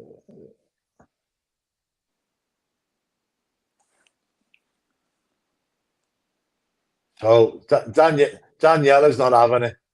Daniela's not having that. Kudus went on strike too because he wanted to leave Ajax for West Ham. Ajax wasn't even. West Ham was never even interested in Kudus until you sold Declan Rice. He didn't have the money to pay for him. Everton came in for Kudus before West Ham was even interested in him. It was the same as Onana. West Ham were interested in Onana, and obviously he chose to join us. But yeah, because West Ham were relatively strapped for cash and did well with it. Oh wow! Have you turned the replay of this Mpanzu challenge? He got pushed into the Hordens and his face is a full-on collision against the stand. No wonder the Luton fans were nuts. He could have broken a cheekbone and broken his nose. He's back on the ground now again, so maybe his adrenaline's starting to wear off and he needs to be subbed. That looks really bad. For those that are not able to watch it live, I bet there will be replays on Match of the Day or whatever coverage you guys have. Ryan, you in the background there? Because we've got Stu on here saying he's sent some stars, but each time he's sent them, it says it couldn't be sent. Moving, then there's nothing coming out of it. But then it's saying I've checked on the account settings and it says it was sent. So I don't know how to check on that myself. The testicle team, are you on top of that? Well, he didn't like that expression, and now he's off again.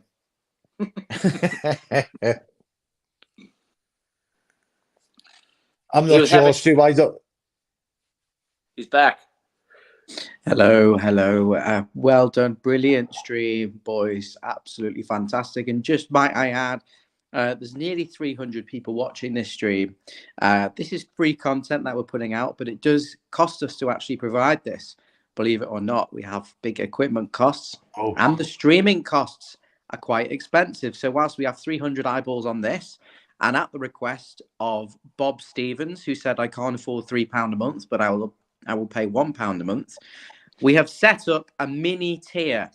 Okay? It's not the tiers you shed when Everton lose the game as usual. It's a different tier for mini VIPs who want to... Yes, correct. And you go to www.youtube.com/follow Everton. Join. Yes, it is basically a form of donating. That's all it is. But do it there and you get a special status next to your name and support these lovely, handsome gentlemen. Okay? And that's for you, Bob. So I'm expecting your name to pop up. Bob Stevens has become a VIP. I have also get customized icons like this one. There is also a second one that I've set up. Let's be having you, Bob. I've also set up a second one. Now, this is very expensive at $8.99 a month, but is a permanent channel membership, which basically, is a sponsorship. So if you've got a business, a local business in Liverpool or anywhere else in the UK, and you want to reach out with us, and you want your name of your business or yourself scrolling along the bottom of every single stream, then click that option and become a channel sponsor. Thank you, and keep going with this wonderful stream. There you go. And there was the technical support announcement. That was from our majority shareholder, Ryan. So there's not much been going on the pitch. There was, and Panzu was subbed off for Townsend, it looks like, since you last looked. Oh, was it? Yeah, so that injury where he was kind of pushed by Murillo. I was on ball. Daniela's saying she misread it. Daniela, we all make mistakes, kid. But it's lovely to have you on as a West Ham fan. We always welcome that's actually great. You know, other teams' fans coming on as long as we don't get abusive, and you won't get any abuse from the Evertonians on here. But it's great to see you on here, my love. Yeah, and honestly, West Ham deserve a whole lot of credit. We have a lovely connection with Moyes, of course, but you guys have handled business well. You get rid of Declan Rice for a good pop, and Edson Alvarez is a fantastic replacement, at least in my eyes. So they've done a really good job handling. Nearly lobbed the keeper there. He did. Murillo. But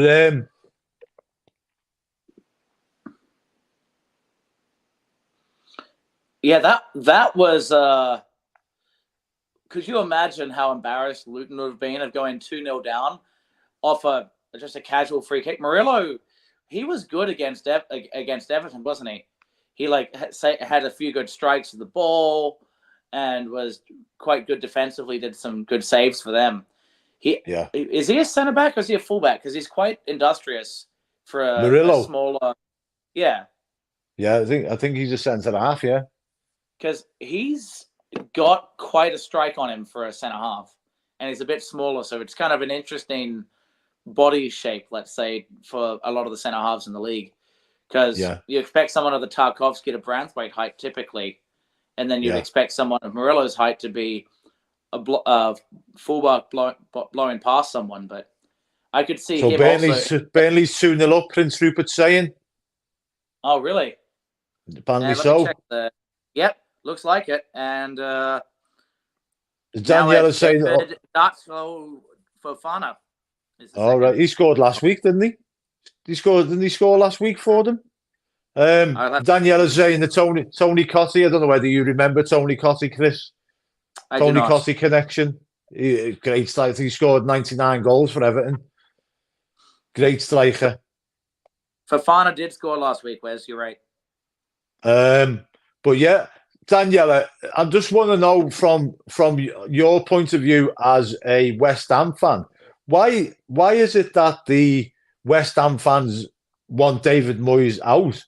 Because he's doing well for you in Europe. You're not in any danger of getting relegated. I know, obviously, as watching him as an Everton fan, his brand of football is not the most exciting, but the way he plays gets you results, doesn't he? Yeah. I'm curious to what she says back, because it seems from what I'm hearing that it's more like they think they can do better than Moyes now that they are establishing themselves higher up in the league. So if they truly think they are now a top 10 club and can stay there, then Moyes is obsolete. I imagine it's something very similar to how I think Forest fans were thinking Cooper is only good to keep us just above relegation. We need a manager that can do more with these players, take us up the league, and get rid of the kind of old school 5 at the back or counter-attacking form of the 2000s. I have a feeling it's like that. Shot from Gibbs Way from outside the area, just wide. Sorry, Chris. Yeah, you're a little bit ahead of me, so I'm just watching the same one back. Yeah, it was about 3 foot wide there, but it was a cracking shot, cracking effort. Yeah, Gibbs White is, and earlier in the year he wasn't doing as well, but that's also because they were bringing him out wide. So him in that number 10 position, yeah. If Forest happened to get relegated for whatever reason, Gibbs White would be, I think, an interesting addition for us. He's what we want Harrison to be. Smarter on the ball, kind of ambidextrous, so he can use both feet. Yeah. Runs through the middle and makes people uncomfortable. But the problem is Harrison isn't a winger, and he's not really a number 10. So that's probably for another day. Luton here is struggling to get any kind of possession and string any kind of football together. It's all Forest at the moment. Yeah, Luton had 3 players and couldn't figure out their triangles, and their hands are all up at each other. Chong and everyone else getting unhappy. So it's a good sign for Forest. They're starting to struggle, Luton. I think, like, you know, playing 3 games in a week is tough going on them, but it is what it is, isn't it? Yep. And I think if we expect Forest to lose points, then it's not the worst thing for Forest to get the win here, I suppose. Or the alternate idea is that we want Luton to get all the points and Forest to get relegated because of their points deduction. It's a really tricky way to know what you want right now. That's why I think I'll take a point. But Luton, or to split the points, but. So Prince Rupert's saying he subscribes to West Ham Fan TV, and the fans really hate his football, but he agrees that he's earned to see out his contract. At least, you know what I mean. So, but you know, as somebody as a manager like David Moyes, you know, he was loved at Everton regardless of what the brand of football was like. He brought in some great players for Everton, you know, on a budget. And near the end of his tenure, we were playing some decent stuff. You know what I mean? Whether that he just thought he was going and he wants to, you know, try things or whatever. I don't know, but I don't know. Sometimes you can't look a gift horse in the mouth, can you? When your team's winning, and like you said, maybe they see themselves more now as upper echelons of the league, and they want a manager who's going to bring that flair and style into the way they play. But as an Evertonian sitting here, we'll just take the 3 points regardless at the minute. Do you know what I mean? But it doesn't take long for any fan base or even for me to go like, well, now that we know we're safe, I want more. You always want betterment, or you're a City fan and you're entitled to feeling pretty good about yourself, you know? So there is, the second you're comfortable, you want more. And right now we're not comfortable. So we take Dyche if he's getting us the points, no matter what the form. And I think, Daniela is saying that it's kind of tying in because I was listening to, for a brief period, they had this show, this Forest Fan TV, that did something called Beat the Drop, where you heard all the different relegation pundits talk about their teams. And West Ham was brought up very similar with their YouTuber called Jace. And then you'd have Forest Fan Luton TV. on the attack. Andros Townsend, the cross into the box, straight to the keeper, Paul. Yeah, go on, mate. Sorry. Yeah, no, I mean, we're also doing a watch along, so it's all good. So the Forest Fan, like the guy called Wolfie or something, had this whole manuscript of like the 10 points of the happy clappers and why to keep their manager. And eventually, because they bought a lot of players in and actually had in their opinion, an excellent squad this year, and he did nothing with them. It was all very much Dyche-like, but they had a better squad and they weren't utilizing it in their opinion, where it was playing really counter-attacking defensive football.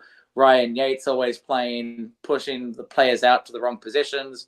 But you're seeing now Morgan Gibbs-White isn't a winger. He's an excellent number 10. And they're still playing Ryan Yates. So, But there's a few clubs that were dealing with that, with Steve Cooper, Dyche, and Moyes. I think they're in a very similar category for a lot of people. Yeah. But the other thing, the thing is with dice is you know what kind of football you're gonna get from him. You're not gonna get expansive open play. It's gonna be, and it's frustrating because he's tightened us up at the back, but at the expense of going, our attacking play. When we watched West Ham against Everton, I noticed that although Becky, hang on, I've got to give. Sorry, Chris, got to give Becky Hillary a shout out. Becky, you always get a shout out, love. As soon as you come up, kid, you get a shout out. No problem. VIP as well. Lovely that. Yeah. Yeah. I think Becky's positivity on the channel is greatly appreciated as well. It is. Always supportive and gives Jan some positive credit when he's on as well, and appreciates the poetry and and she always calls me and the Robster handsome. You know what I mean? I don't know. I mean, I don't know whether she goes to the blind school or what. Bit harsh. So Becky's got an Everton badge. I can't see it, kid. On is it on YouTube? You got an Everton badge. You just come up with a little green thing on. I see that next to your name. That's all that comes up on here. So I'd imagine potentially it's one of those, if you have to like re-log in and synchronize the settings in the YouTube app, maybe it takes a while to like populate. So Daniela saying, do you think the forward, that's an understatement of the year, that Daniela. That there is the understatement of the year. Because we're creating chances. That's the thing. We're not lacking in creativity in creating chances. We're lacking in putting it into the back of the onion bag. Yeah. And I need to do a bit more review on that, Wes, but on the call last Sunday, I was talking to Jan about this, and I think it was Canadian Chris and Chad may have still been on the call, that XG factors in all shots, even if they're blocked. So if you have a bunch of XG from a blocked shot, in my opinion, that doesn't count. No. So we're giving all these false metrics of the chances created by XG that seems a little inflated because we don't shoot the ball early enough, to me. Yeah, but like you said, you get your XG. If you get a penalty, your XG goes up to 0.79. Yeah, right. But that doesn't make sense. Well, I suppose what that's saying is if Beto had 5 penalties, he'll miss one. Yeah, but it's one to me, right? And I've said it. Sky and TNT and whoever, whether Peacock or whatever, they love to make up stats. Like the only stat that matters in the game is the one where the goal thing is. You know what I mean? That's the only. Like you could have 10% possession in the game, right? Have no touches in an opposition box at all in 90 minutes, and you win a game with 10% possession by scoring a 30-yard screamer. So all this touches in the opposition box and XG and all that bollocks mean absolutely nothing at the end of the day. They're just you have more chance of scoring unless you're Everton if you have more shots. You know what I mean? Yeah, but it still means nothing. I mean, and yes, what's really like, there is a risk though. If let's say you're going with that philosophy of the only thing that matters is scoring a goal, and you need to figure out how, and how do you measure the how of how to score? What other than an eyeball test and kind of emotions on it, how do you come up with ways to quantify that you're doing the right thing statistically? It is a really difficult thing to measure, and I don't think XG does it correctly. But if you can create good chances, and it's not a matter of opinion, it's something that can be measured, that is a good thing to try to look at. But to your point, okay, who was it last year? Harry Kane versus Neil Mopai. on the XG, like how many goals you scored relative to your XG, that says something about the ability for your players to convert their opportunities. Yeah, but it does not mean that's it. Yeah, we had one of the highest XGs in the league at one point. Yeah, we couldn't score in the brothel. Do you know what I mean? Yeah, well, in a brothel you need money. If you've broken a brothel, what's the point there, Wes? It looks like Forest have taken both of their strikers off, Chris Wood and Origi, and replaced them with defenders by the thing. Or is it? Or have they got? Yeah, Wood looks like he got subbed off injured, and Origi went off as well. And they brought in, let's see, Philippe and Hudson Odoi. Yeah, so Philippe came on for Chris Wood, Hudson Odoi for Origi. Well, he's a winger. Hudson Odoi's a winger. Yeah. And obviously Philippe is a defender, centre half. So he's obviously gone there. So Gibbs Luton on the attack with Morris. Morris, he's been dispossessed. That didn't take long. Forest on the attack. It's just running across the pitch. Is that a Langer? There's a bit of a number 21 is a Langer, yes.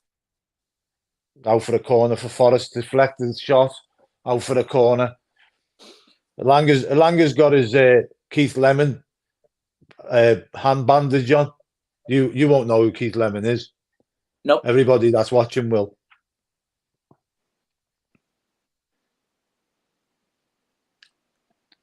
Forest have got a corner. Go on, mate. Yeah, do you remember the that TV show in America called Survivor? Yeah, we have the same sort of thing over here. Yeah, but it's almost like that was the headband you're talking about, kind of thick and chunky. Yeah. Yeah. What's interesting now, Forest are playing with Morgan Gibbs White as a false 9. That's their way in on goal. So he's playing a little bit higher up, not the 10. He's as the false 9. And then that striker position that was occupied by Chris Wood is an extra midfielder. Yeah, so that corner's come to Nottingham. Keeper. Yeah, correct. Straight into the keeper's hands. Kaminsky looking. The Luton just don't look a threat at all at the minute. Nope. There's a misplaced pass out for a throw into Forest. Do you know what? They look devoid of ideas now, Luton. And I think that the manager there's got a clip of the manager and he looks stumped.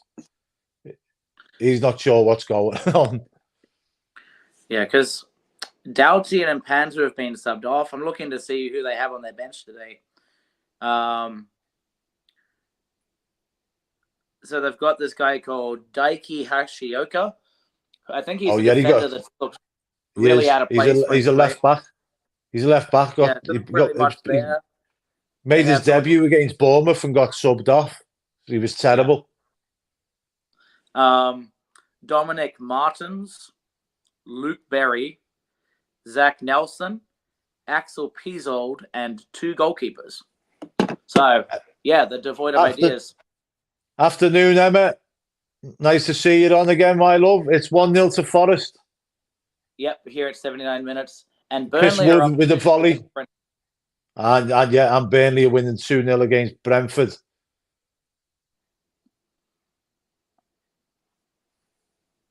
Emma's in the Amalfi Coast.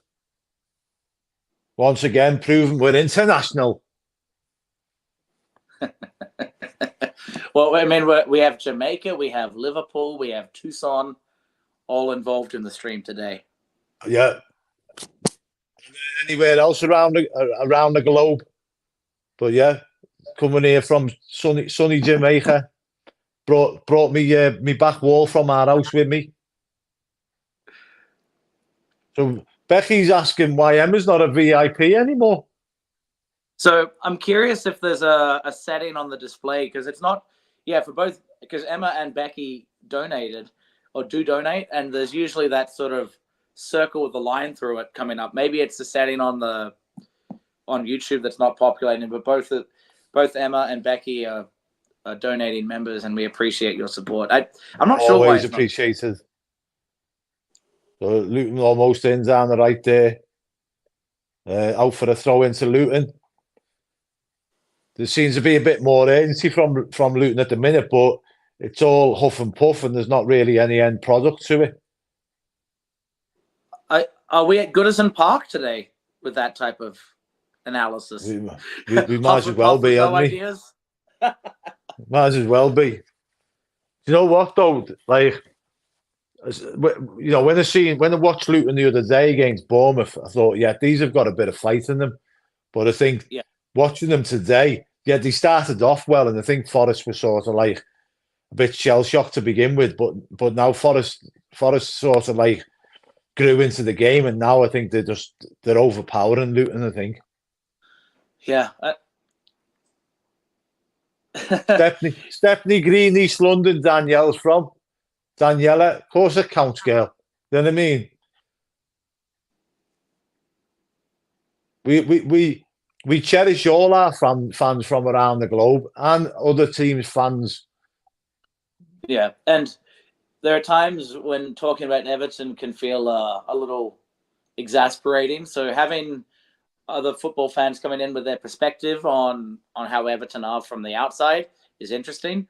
And talking about the league as more broadly is also, I think, really interesting because Everton have a lot of links, as we're saying, to West Ham and some others. So there looks like another substitution coming on here. Gibbs White's coming off. But Dominguez, I don't know who he is. Never heard of him. Never seen him. Who's he? Never seen him. A Nottingham Forest player, I suppose. I haven't seen him either, actually. Yeah. It looks like Pete's asking here, Chris. Now Becky's got an Everton badge in the comments. How does he get one? But he'd like the old vintage one. I don't know how he'd go about that. But you have to become a VIP member to get a badge anyway, Peter. Yeah, and potentially if you are a VIP member and there's some subtle settings, we could probably talk with our system support in Ryan on how exactly to modify that and get the badge you want. The head of testicle directors. So he's wrote in here anyway. Changes every month, so it's different. Historical Everton badge or iconic player. There you go, Pete. There's your answer straight from the horse's mouth. There you go, mate. Get yourself there. Get yourself a VIP member. All your comments are prioritised by the likes of me and Chris. Yeah, what I don't know, Wes, is the colour of the badge or like the star that can come up. I think that may change either on a monthly basis or by how many months you've been a donating member, that every month it changes colour and progressively changes on that front. You know what? I have a subscription to a new pair of boxies every month. Okay. Right? And I don't know what I'm gonna get. So it'd be like that, being a VIP member for Everton. You never know what player or what badge you're gonna get from month to month. Yeah. Now, if with the badges unfortunately not populating on the post, I suppose that would have been a real tragedy if you donated to get boxes and nothing came in the mail. Well, I'm waiting for me next pay. You know what I mean? Luton, I have subbed someone on though. Clark being subbed off for. Oh, Brentford have scored 2-1. Is it Berryman or someone? Been there for donkeys. The Berryman. Christopher Ayer scored for them. Did he? Defender. Oh, for Brentford, yeah. The Norwegian defender. And who came on for Luton? Let me check that quickly. It appears... Is it Berryman or some... Luke Berry. Luke Berry, that's it. Yep. Crossing by Barkley, punched away by the keeper. Shot. Ooh. Chong. Luton putting the pressure on. Well defended from Forest. Another corner for Luton. We're approaching 5 minutes.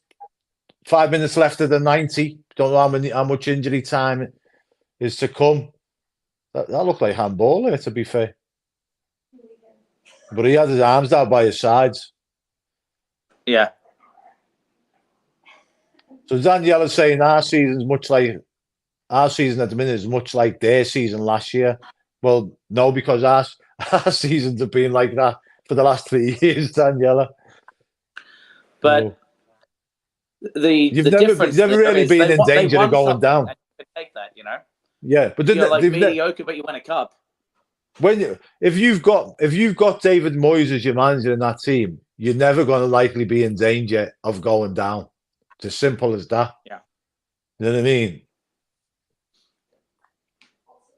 There's been a bit of a head clash in the box there by the looks of things with Morris and Yates. Yeah. So Yates was clearing the ball and falling backwards and fell right into Colton Morris. Oh yeah, and he head-butted him on the schnozzle. His head went into his schnoz. So he was cleared by Murillo. Yates has headed it. Oh no, he didn't even head-butt it. I thought he'd head-butted his schnoz. His schnoz? His schnozzle. Well, it looks from that angle, it does. There you go. Ryan just put that up. Look, he's in the background like a little spy. Look, he's sitting there behind a newspaper with holes cut in for the eyes on the park bench, like that, looking, checking on us.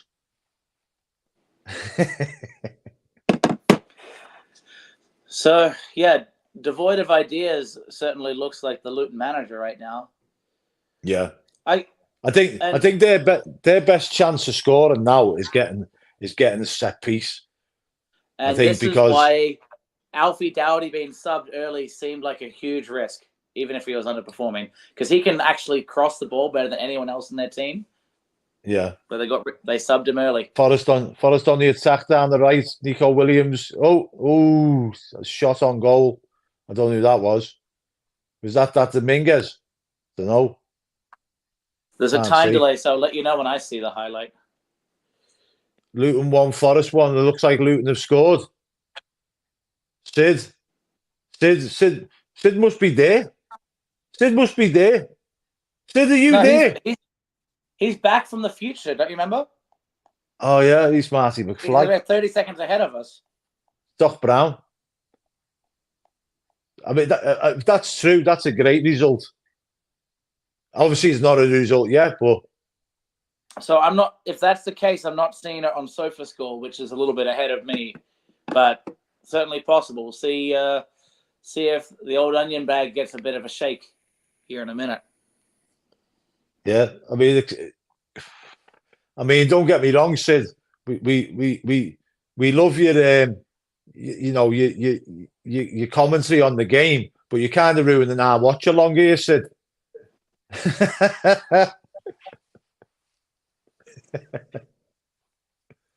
Shout out to the Robster.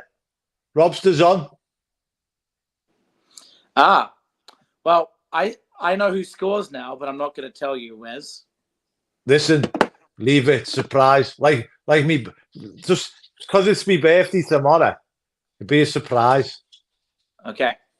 I'm gonna go. You know what? I'm gonna go with. It's coming up. I'm gonna go for Cauley Woodrow. Well, because he seems to get important goals for them.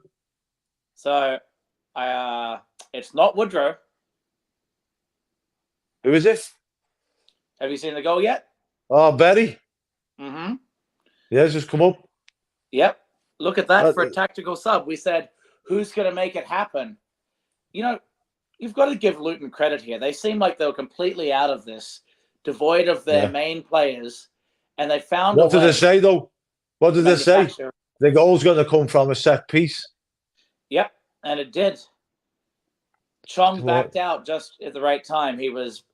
Chong was on the keeper and just in the right spot to make it awkward for, is it Bonnie? The big number 30, and the keeper couldn't get there in time. And, who's that winger again from them, number 7? Almost got it off the line, but a little bit behind. Yeah, Nico Williams almost cleared that. Oh, yeah, he's just a bit slow, ain't he? That's Luke Burry's first career goal, Wes, in the Premier League level. So that's huge.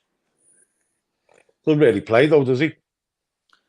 Right, but I'm waiting for the first career goal of a few of our players. Listen, this is for me personally. I don't know what all the rest of the the fans out there think. I think a draw is a perfect result for Everton. Keeps them below us. They've obviously then played the game more than us, or even though our game in hand is the derby. Well, the worst part of the fixture is beyond us, because at least we played them at Anfield already, so that one's over at least. At Goodison, there's a chance for us. So Ryan's putting up there, doing his bits behind the scenes. 300 watching on here. Get over to YouTube and like and subscribe. We need to get all the followers up. Get everybody, spread the word, spread the love. So, also, there's 7 minutes of extra time in this one, so a lot can happen. But we're at 91 minutes 20 for me, so probably about. Right, you're 10 seconds ahead of me now. Oh, how does that work? Okay, I'll try and work backwards then, and pause and try and slow down. But we'll be close. So yeah, the Blues said there about them, 3-0 up the other day. Like you should never go 3-0 up and lose a game 4-3 in 30 minutes. You know what I mean? Yeah, tell AC Milan that against Liverpool. Huh? Let's not mention that. Do you know what I mean? But actually, they drew. My bad. They drew 3-3, and then they won on penalties. But if you're 3-0 up with half an hour to go, you should never lose a game for 4-3. It's as simple as that. Yeah. Well, the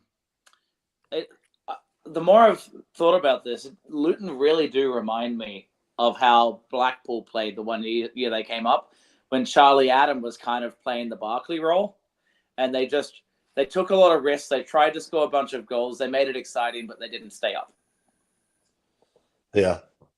But and again, it's kind of wearing construction orange, so there's actually a lot of overlap in that way. But so Forrest on the attack. Over to Yates, kept it in, cleared with a handball maybe. Yep, linesman called it. So a nice break there. It went off Nico Williams' hand, it looks like. Yeah. Yeah. Yeah, so that's petered out at Nottingham. Because I think now no team. There doesn't seem to be a team that's willing to risk winning this, rather than they'd rather not lose it than go and try and win it. I mean, maybe, but Luton's best way of getting a point, another 2 points right now, is from another set piece. So they're trying to and they're the ones that have taken this game on recently. Forest have been tried to hold the 3 points and haven't done it. So now they don't have the attacking prowess to score, so they're holding on. And I think Luton are going to press in the next 4 minutes. We'll see. Or do you feel that Luton have kind of can't put the foot off the pedal too? Yeah, I think what's name the Blues hit the nail on the head there. Luton are like Leeds under Bielsa, decent attack, but the defense is terrible. No, and that's why I was saying. But in that respect, they were higher up the table when they had Bielsa, and that's why I was referencing Blackpool from years ago, because they had a negative goal difference, but they were entertaining, but got relegated. That's why I was choosing them. But he's right. It's a bit like Bielsa too with that style of play, playing it open. And Roberto Martinez, funny enough, had a bit of that in him when he came to us. The only difference is Moyes' defensive tactics and leadership meant that he could be attacking and defensive, and it wasn't due to him. Hold on. Ong D. I don't know if I'm saying that right. He's coming up saying it's 2-1 to Luton. So they must be ahead of us again there, Wes. Yeah. Sofa score does not confirm or deny. At least doesn't confirm. But we'll see if that bears true. Unless he's predicting that Luton's going to win 2-1. Oh, and depending on who's making the comments, sometimes it's to get a reaction. 2 minutes. 2 minutes left of added on time. Luton have the ball in the middle of the box, middle of the pitch with Andros Townsend. Him and Barkley have just run into each other. And Forrest are on the attack with the Langer. And they have, nearly. I think. Huh? Deflected over for a corner, at least. I'm at 95 minutes 30. Yeah, 5 seconds, 4 seconds behind you. So Okay. if Forrest had just had a shot, Hudson-Odoi had a shot, gone out for a corner to Forrest. Stuart's still saying it's 1-1. Yeah. So Pete's saying Barkley's just missed. So these need to get on here and do the watch along because they're way ahead of us. You know, I think we need can we have someone on the independent commission on this watch along so then they can tell us the result, tell us the points deduction from the future. That'd be real good. Robbie, he hasn't got a dodgy stick. He might be in Jamaica like me. I flew over last night to specifically do the watch along to watch this game. I'm flying back as soon as the game's over. So for my birthday tomorrow. Yeah, I don't know whether I've mentioned that. So full time 1-1. Pete saying Stuart saying 1-1 full time. Pete saying 1-1 full time. Barry P. So 1-1. Perfect result that for us, I think. Everybody happy with that? I am. The I thing am is, more than happy with that. I'll sound very PC cautious. Based on the available data at this point, 1-1 is the right result. If we knew what happened to Forest with a points deduction, if we knew what happened to us, I may say differently. But right now, 1-1 is the best result. Yeah, definitely. Things that definitely, yeah. So Burnley's had a goal disallowed. Daniela saying that. Yeah, those guys, they're at nearly 98 minutes over there. Barry P saying, hopefully our trip to Portugal has inspired our forwards. Well, if you look at the videos that the club are putting up on the social media, the goals are going in like nobody's business, but then there's nobody there stood in front of them trying to stop them going in. Yeah. Well, that's probably something interesting. And if you're practicing learning how to score, the defense from Everton is better than the attack from Everton. So how do you practice scoring goals in a professional setting when Tarkovsky, Branthwaite, and Pickford have the number of DCL? So that's yeah. So we're into the 98th minute. I think that's it. It's all over. Well, yeah, it was anyway. Right now, they're showing a disallowed goal for Brentford. For Brentford on the other match. Tony runs into the keeper, and it's. I think they're not allowing that to be a goal because he just made contact with the keeper. Yeah. So, he's gone again. He's gone again. I don't know what happened there. I'm not so sure. Charles Stevenson apparently said Nottingham Forest have been informed to expect a minimum of 6 points deduction. I mean, if there's any point deduction, that seems to be the way it goes now, doesn't it? 6 is the minimum. It does, but at the same time, it's like, are they going to go on? Well, it doesn't matter whether you've breached by, £1 or £100 million. Is the precedent set at 6 points now? Do you know what I mean?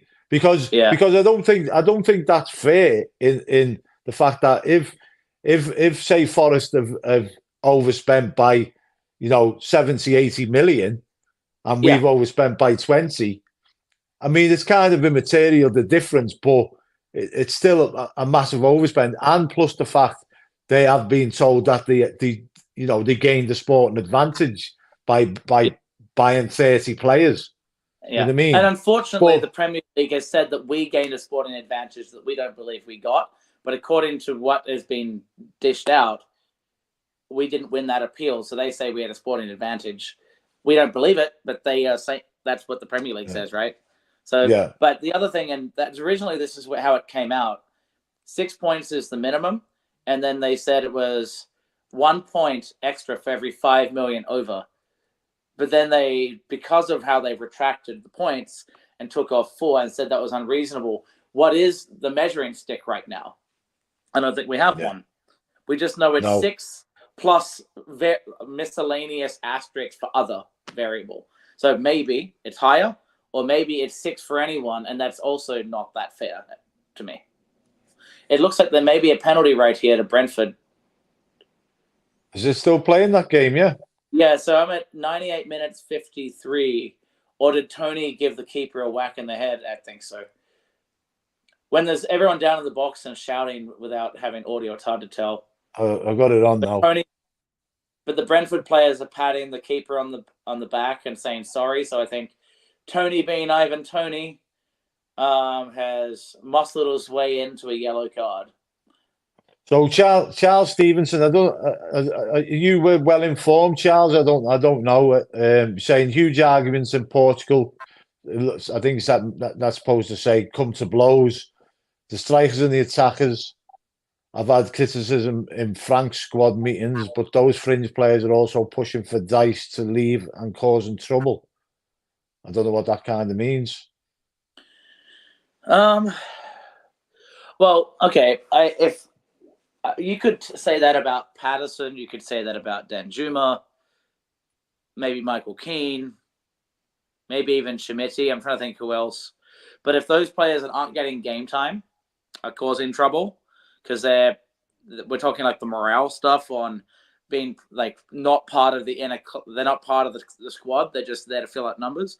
Maybe that's what he's saying there. I don't know. I hadn't heard about this attacking portion of it, but it wouldn't strike me as surprising. But so Barry P saying Patterson's agent leaked.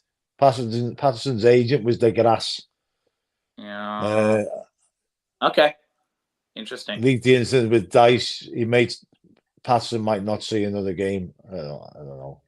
Yeah, I mean, if that's true, then sure. But there's so much about these kind of leaked incidents that it's hard to prove.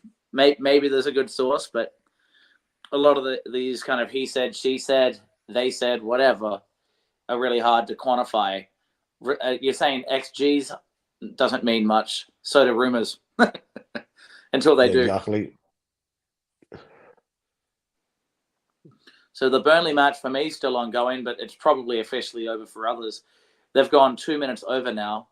Let's not make no bones about it, right? Brentford are right in the mix for relegation. Yeah, and that's what I was, in a way, this is a great result, a great set of results that we could have hoped for today. Brentford are still in it. The team that's basically out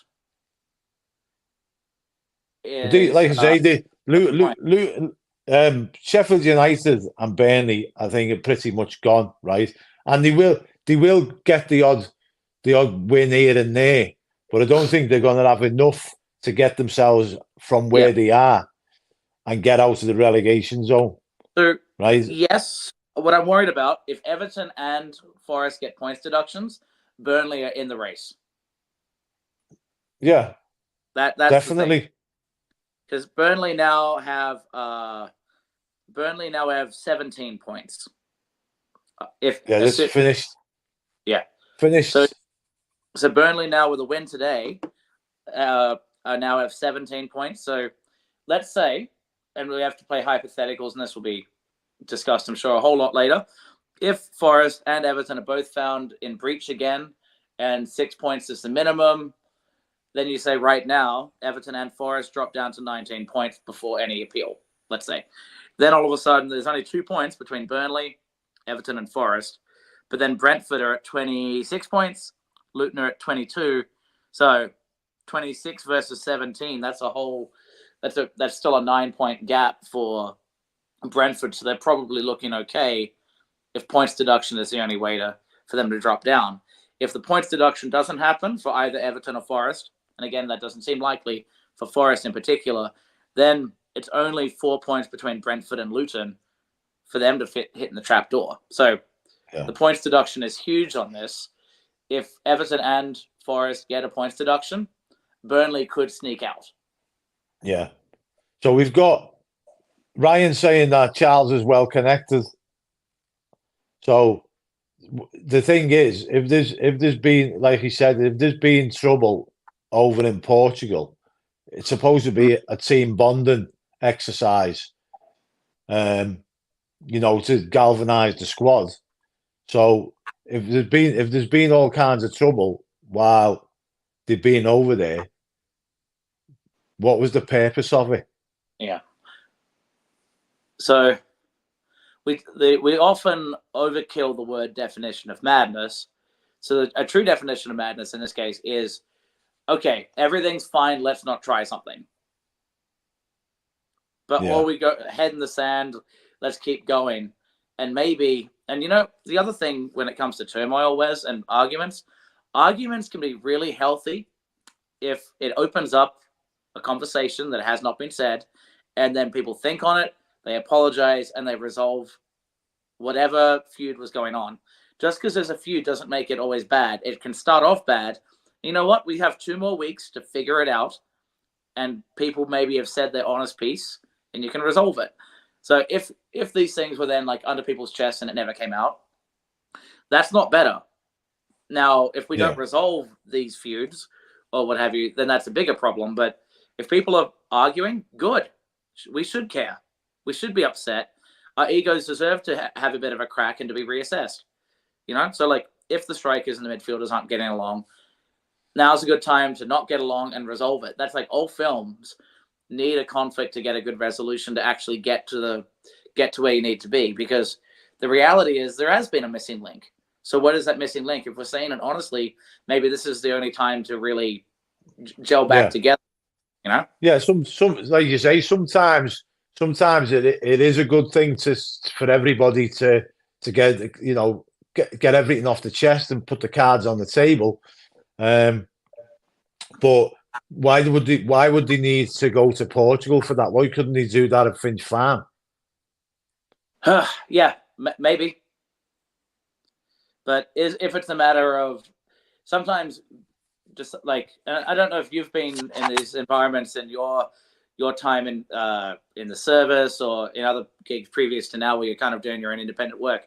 Sometimes a change of environment with the same team allows for these dynamics to open up, to see things differently, and that's enough. Like if everyone's stuck in a rut, or you're trying to do a team building exercise, if the idea is let's talk in the office after work, or no, let's go to the pub, let's go to some social activity that doesn't feel work related because of the environment change, that can be just enough.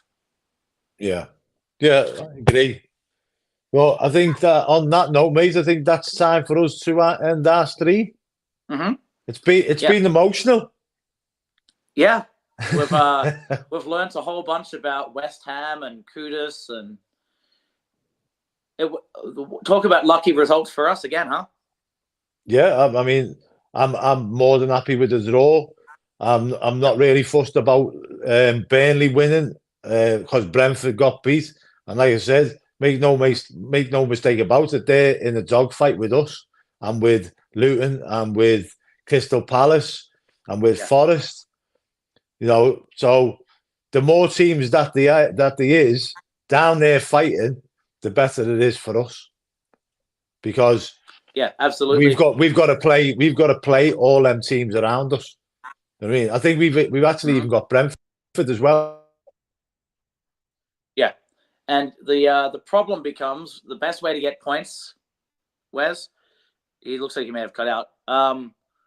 The best way for us to gain points is going to be for those teams that are on the beach, because if a relegation team just gets off, you're back there, Wes.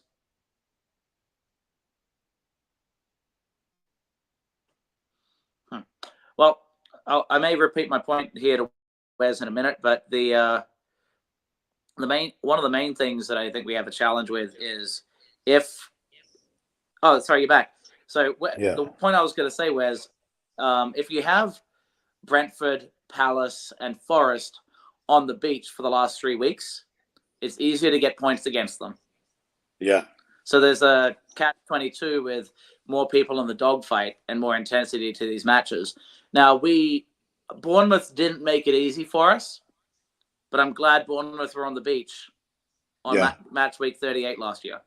After watching Bournemouth the other day, though, I think we could go there and get something off them because they're not great defensively, but then we're not great scoring goals.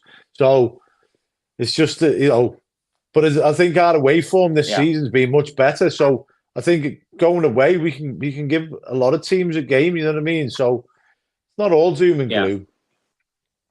But like I say, hopefully play better than last year at Bournemouth. That's all, because we were shocking there in that week. Anyway, mate, I've got to go because my little boy's coming home from town. So thanks for everybody for watching. It's been brilliant. And Chris, thanks very much for coming on, mate, and doing the watch along and chatting absolute wham for the last 90 minutes. Take it easy. Come on, you Blues. Catch you later. Ta-ra, mate.